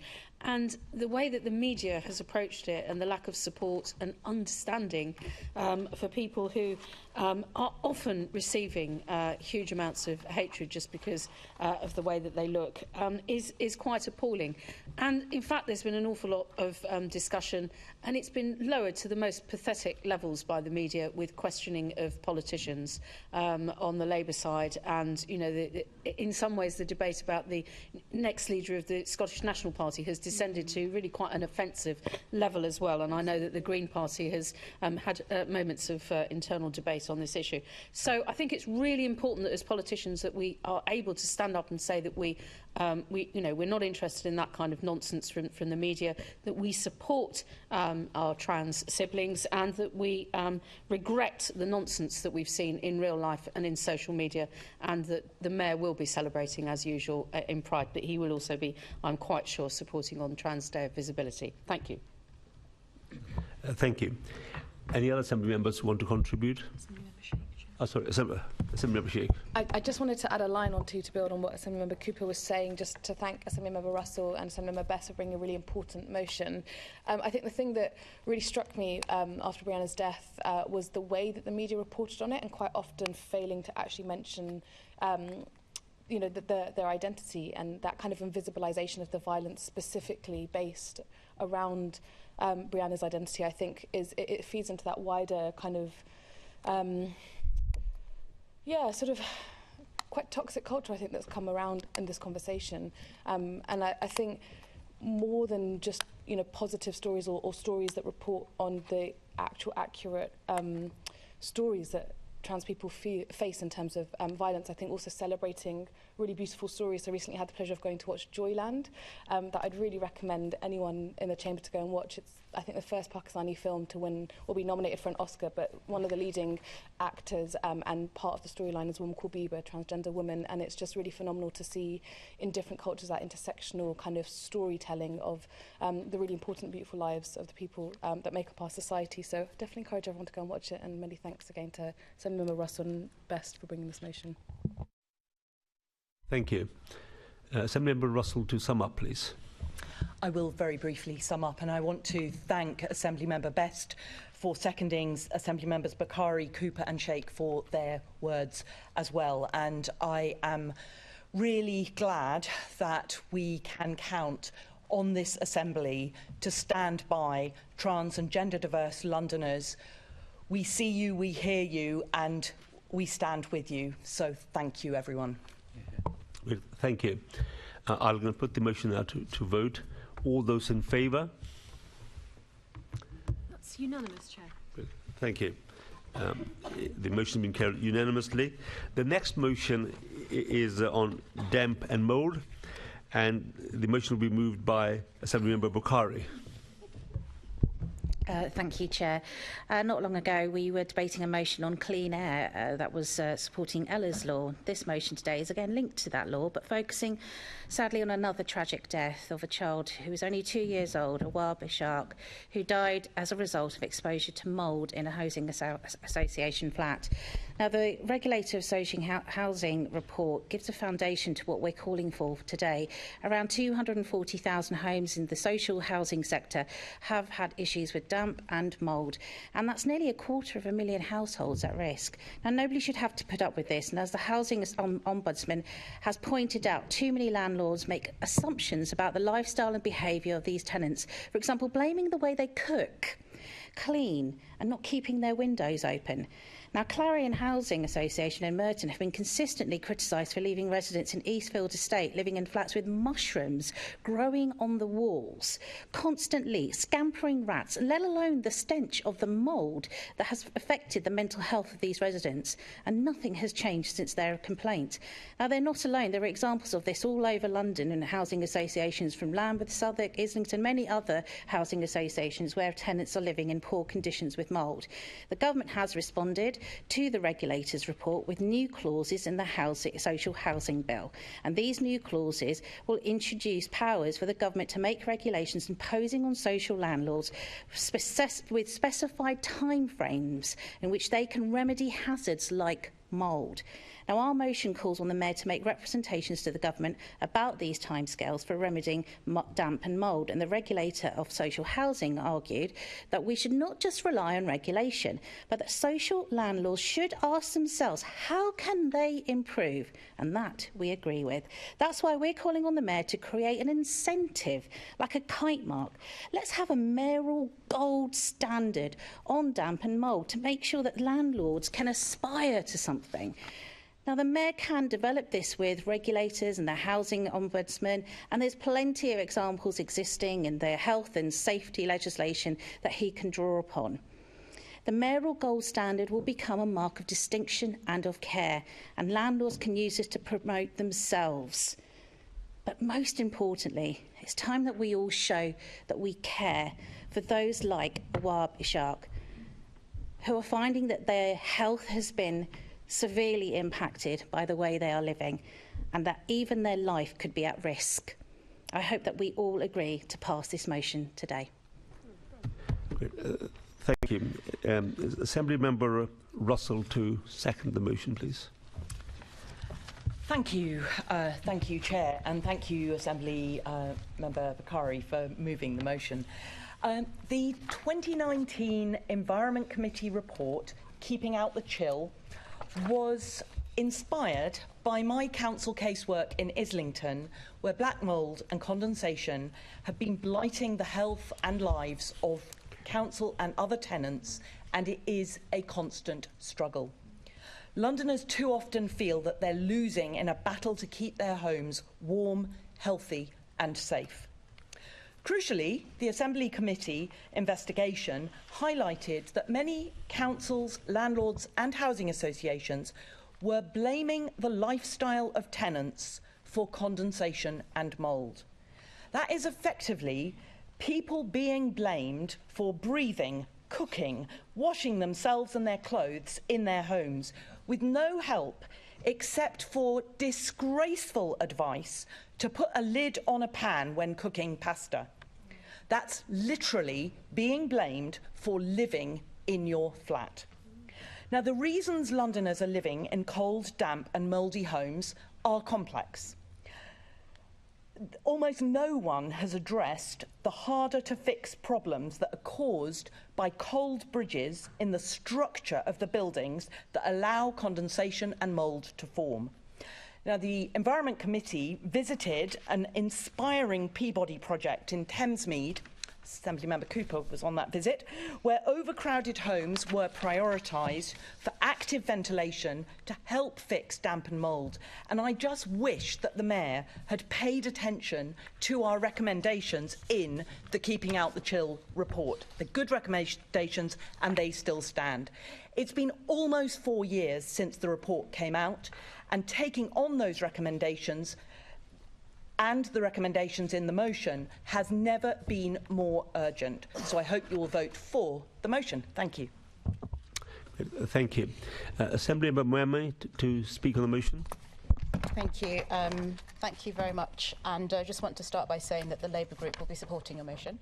But I want to also welcome this discussion, and whilst I obviously was not here for that particular session that you talked about, we have recently at the Housing Committee that I'm chairing until May been talking about damp and mould, and we've had very, I think, fruitful conversation with both tenants but also with providers, including the campaigner Kwejo Twanaboa and members of the Chartered Institute of Housing about practical solutions to this. So my point is more about the practical things that we can do, and I think subsequent to the death of Awab Ishaq, it shouldn't have taken the death of a child to make these changes, but the practical things that are being put in place to try and address some of this, and I think since then the Mayor has taken some steps, and I just want to say that I do welcome the changes in the legislation that places the duty on social landlords to address the issues that have been raised by this case.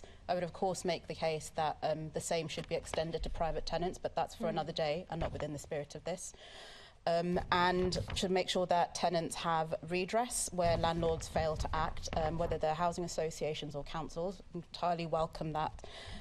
And that we need to think about the context that we're operating in right now with the pressures that social housing providers have with the 7% social rent cap has had an impact. Obviously, over the last 13 years, the changes to budgets and the amount available to responsive repairs. We also need to think about things that associations and councils need to do to make homes safe and dry and warm. For example, retrofit, make sure that we are building new homes that meet modern standards, and where there is regeneration happening, making sure that we deal properly with not just the newness of the home, but also make sure that homes can be, are fit for human habitation.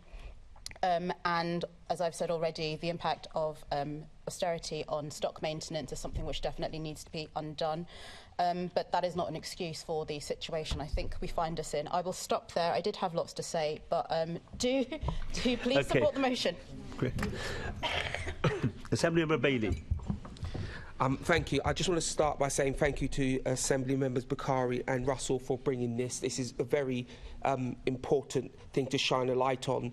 In a different life, I was chair of my residents association, and as part of that, we used to do visits. We had to put mould as a standing item on our agenda because it came up relentlessly. Many of the young children that we dealt with were ill because of the situation in their flats, and there was one house, but mostly flats around this mould thing. And the point I think that's been made here very eloquently is the blaming of the resident. Let's make quite clear, once the mould takes hold, the resident is helpless. There is nothing you can do to defeat the mould on your own. So when people are telling you to leave the window open, the first question we had to ask was, well, does your bathroom actually have a window? The flats in our blocks had no windows in the bathroom. Mould was everywhere because of it. And we had these old aluminium windows, which seemed to be a bit of a breeding ground for mould as well.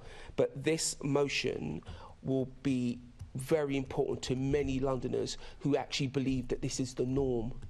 So for many of the people I used to deal with, we just thought mould was something that we fought, and we were grateful to have somewhere to live, so stopped complaining and wasn't quite aware of the health implication, mostly for our youngest children and our parents, people of elderly age. So again, thank you for bringing this motion. We in the Conservative Group certainly will be supporting it, because this is one of the things that the Assembly can help shine a light on that will be life-changing. In fact, let me change that. Life-preserving for many people in London and beyond. So I hope that we can all find it in ourselves to support this motion. Thank you, Chair.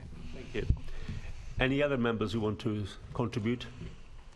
In that case, I'm going to ask Assemblymember Bukhari to sum up, please. I just want to say thank you to everyone who has spoken today and for the support that you are giving to this incredibly important motion. I can't believe that there are people in London right now who are living in these awful conditions, children.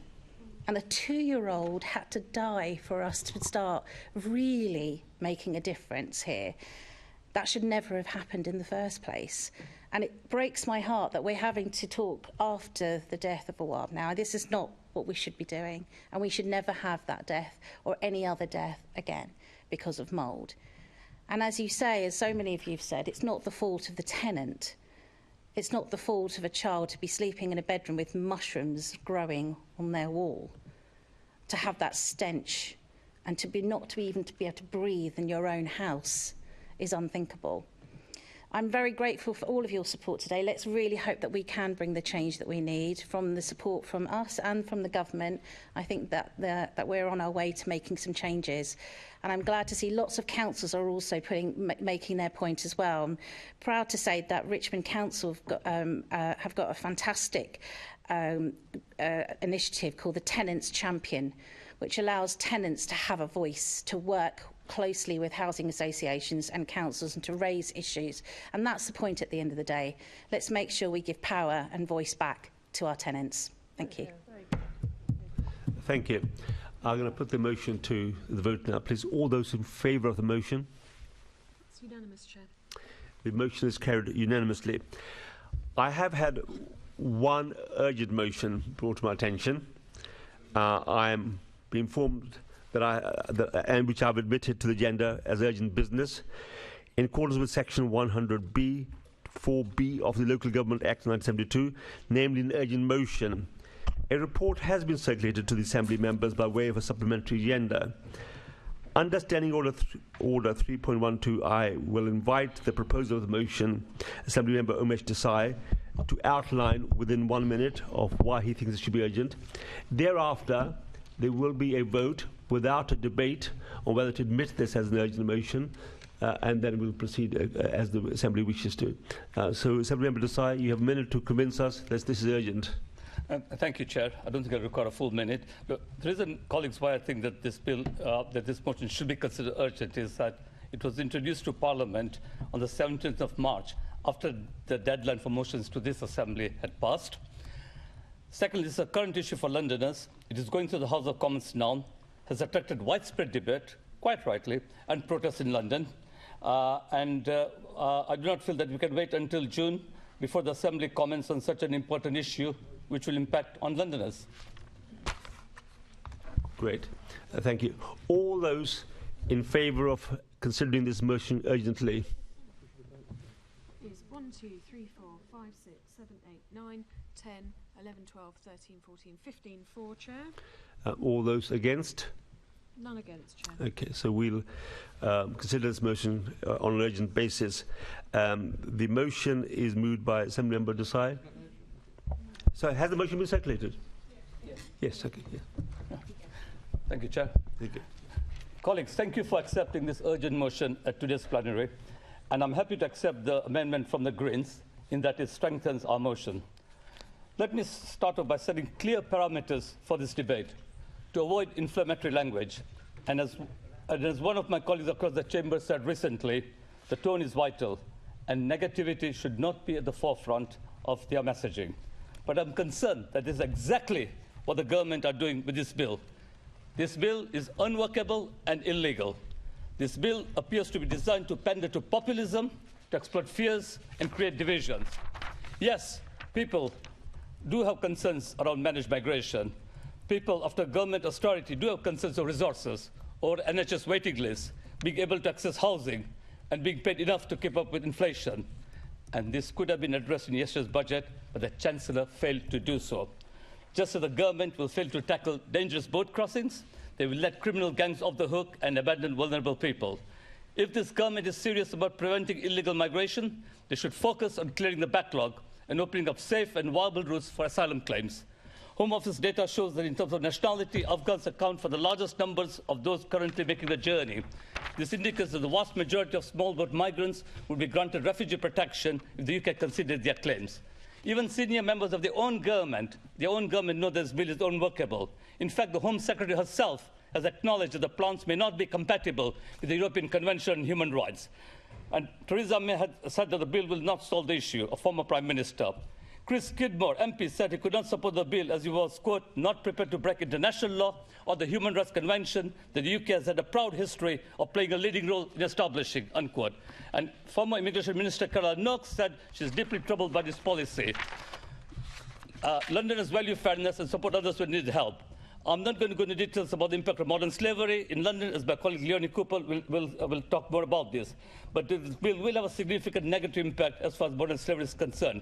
Yvette Cooper is right to say that the bill is a trafficker's charter, sending a message to criminals and trafficking groups. The UK will not help their victims and will make it harder to get prosecutions.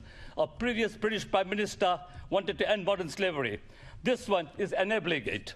So, colleagues, I urge you to support this motion today and put on record opposition to this unworkable and illegal bill. As I call it, the illegal immigration bill.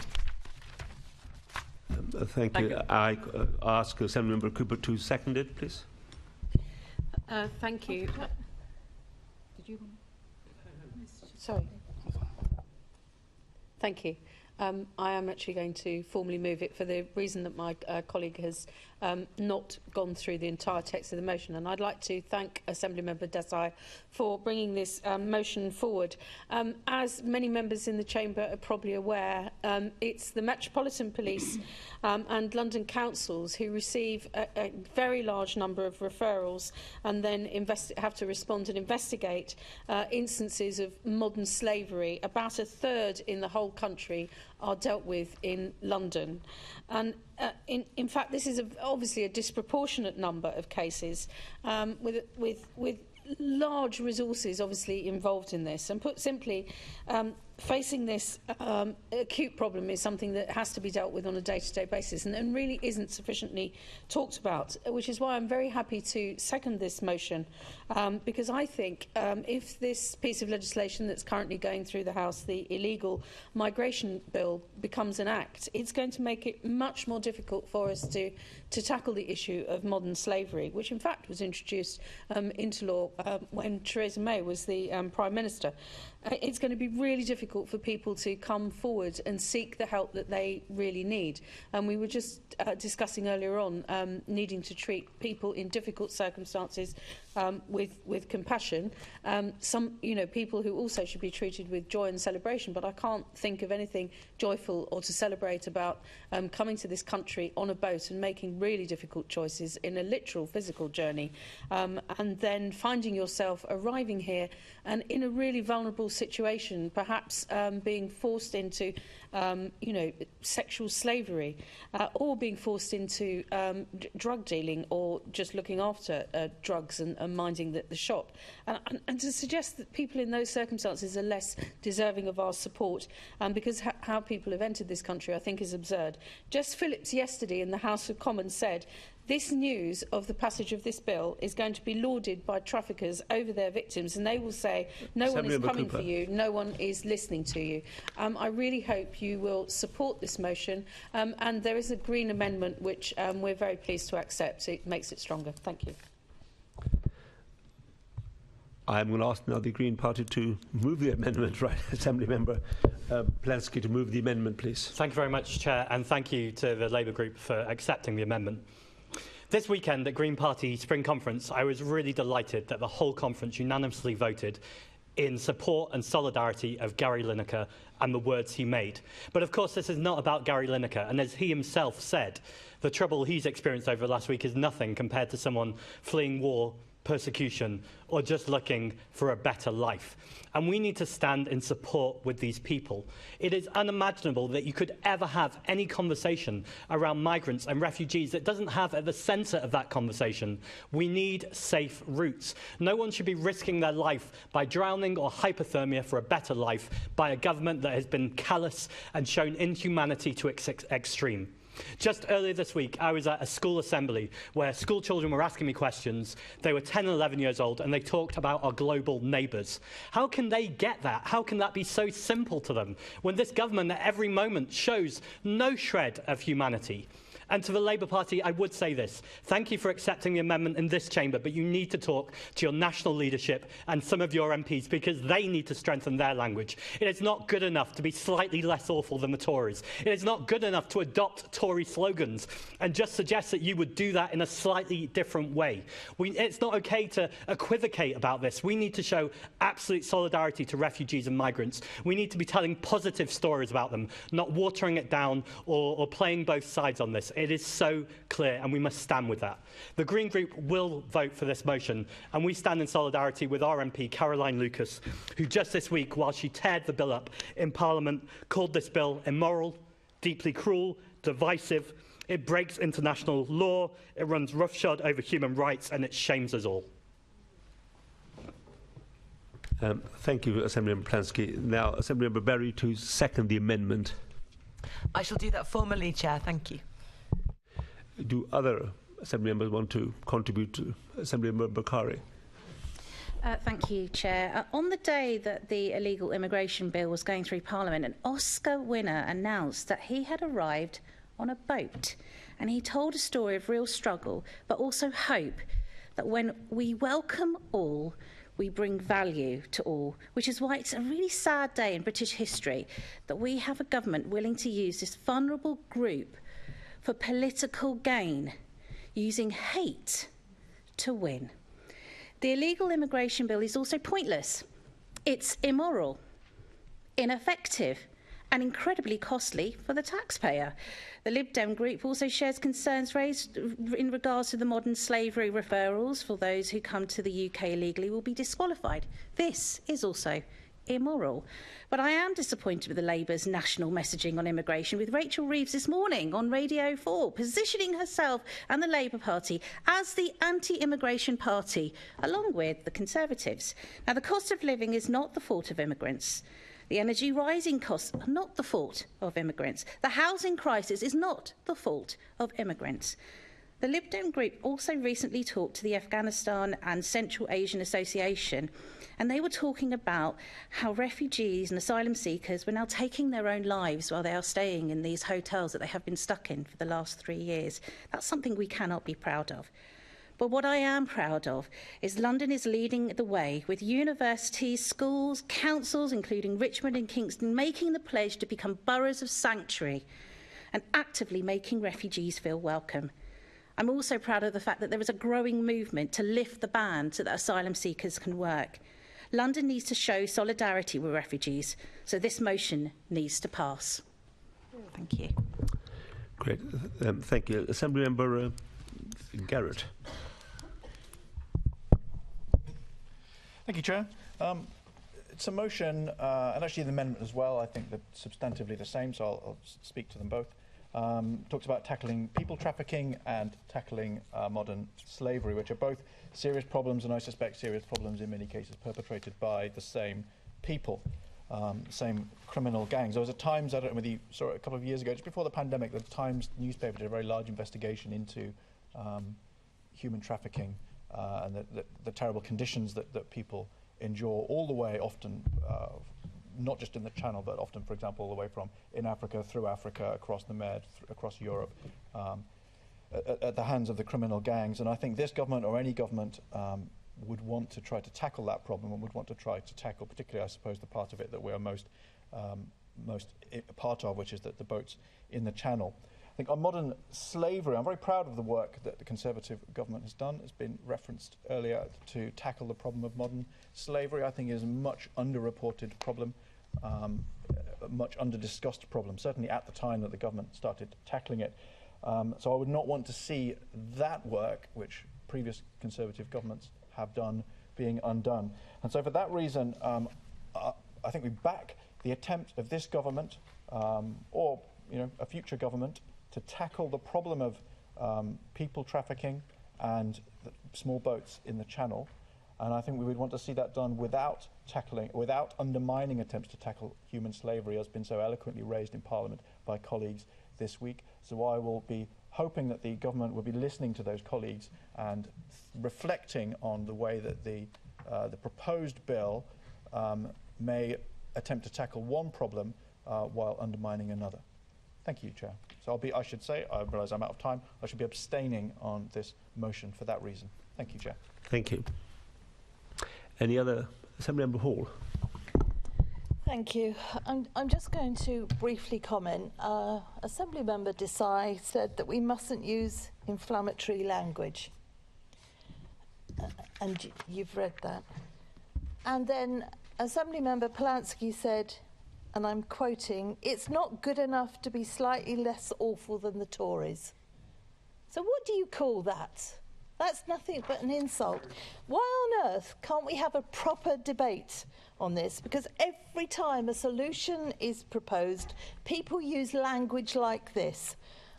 Inflammatory language, Assemblymember Desai, to condemn the very principle of trying to address immigration.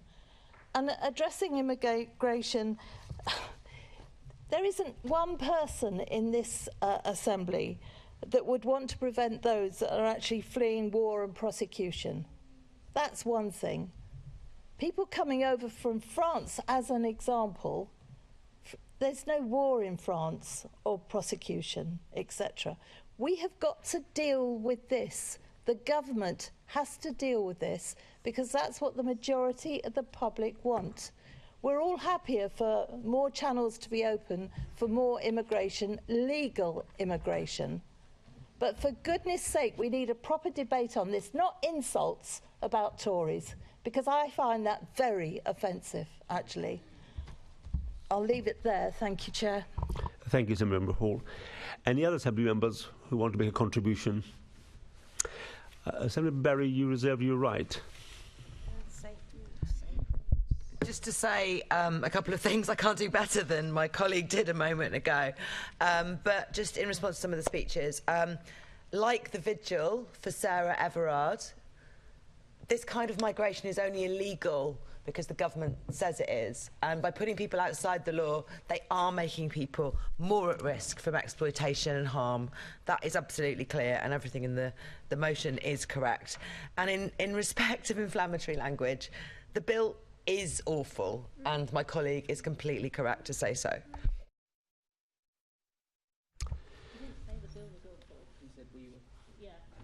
Chair, sorry, he said, can he clarify? I think Assemblymember Plenary is going to get the opportunity to sum up, and I hope hopefully the opportunity for him to clarify his thoughts. Hang on. He has a right to sum up. Yes, Assemblymember Plenary. Yeah, I actually accept the point of Assemblymember Hall. When I say Tories are awful, I'm not talking about the individual human beings in this room. I'm talking about Tory policy. I'm talking about this bill, and I absolutely understand that that was not clarified. If I can go back to the Tory bill, though, that is inhumane, that is awful, and that is undignified, and that's what we need to talk about. But I totally accept if my language should have been clearer. Thank you. Now I'll ask Assemblymember Desai to sum up and I know that you accepted the amendment, yes? Yeah, the amendment. Colleagues, I'll sum up by reiterating why this bill is illegal and unworkable. One, the government admitted themselves that it will likely break the law and not comply with the European Convention on Human Rights. Two, this does nothing to tackle those dangerous crossings and will instead drive criminal activity and modern slavery deeper underground. I would add that the Cooperative Party, of which I'm a member, has launched a national campaign against this bill around the issue of modern slavery. Three, this bill will not tackle the asylum backlogs that this government are presiding over. But I want to be clear. We need to support those accessing support, and we can do this by, one, speeding up asylum decisions, two, working internationally to address why people flee their homes, and three, redirecting spending on Rwanda, £40 million already so far, to set up a new national crime agency cell to crack down on smuggling gangs. Colleagues, earlier this morning, this afternoon, I need to remember the Conservative group who said that the right thing is often not the easier thing. And she is right. This is a serious topic that requires a serious debate and serious solutions, not those aimed for social media sound bites and campaign leaflets. We've got to say what is right. This is a national issue. People have concerns and so on, and we've got to address it in a practical, pragmatic manner. And that's why I urge colleagues across the chamber, particularly members of the Conservative group, to listen to their colleagues in their party that did not register a vote for their government's illegal bill, and to send a united message to this government to oppose this illegal immigration bill. Thank you. Great. We're going to now move to a vote. This is a vote on the amendment which was moved by Assemblymember Plenary and accepted by Umesh Desai and Leonie Cooper. So this is voting on the amended motion. All those in favour of the motion as amended? Is 1, 2, 3, 4, 5, 6, 7, 8, 9, 10, 11, 12, 13, 14, 15 for, Chair. All those against? That's none against, Chair. That's Right. carried. Okay. So motion is carried as amended. Thank you. The Assembly is asked to note the commitments made by the Mayor of London, Sadiq Khan, during the London Assembly Mayor's Question Time meeting held between November 2022 and January 2023. Can we agree with the recommendation? Okay. The meeting of the London Assembly the next meeting of the London Assembly will be the Mayor's Question Time at 10 a.m. Thursday, 23rd of March 2023 in the Chamber at City Hall. And there's no other urgent business. Therefore, I call this to an end. Thank you.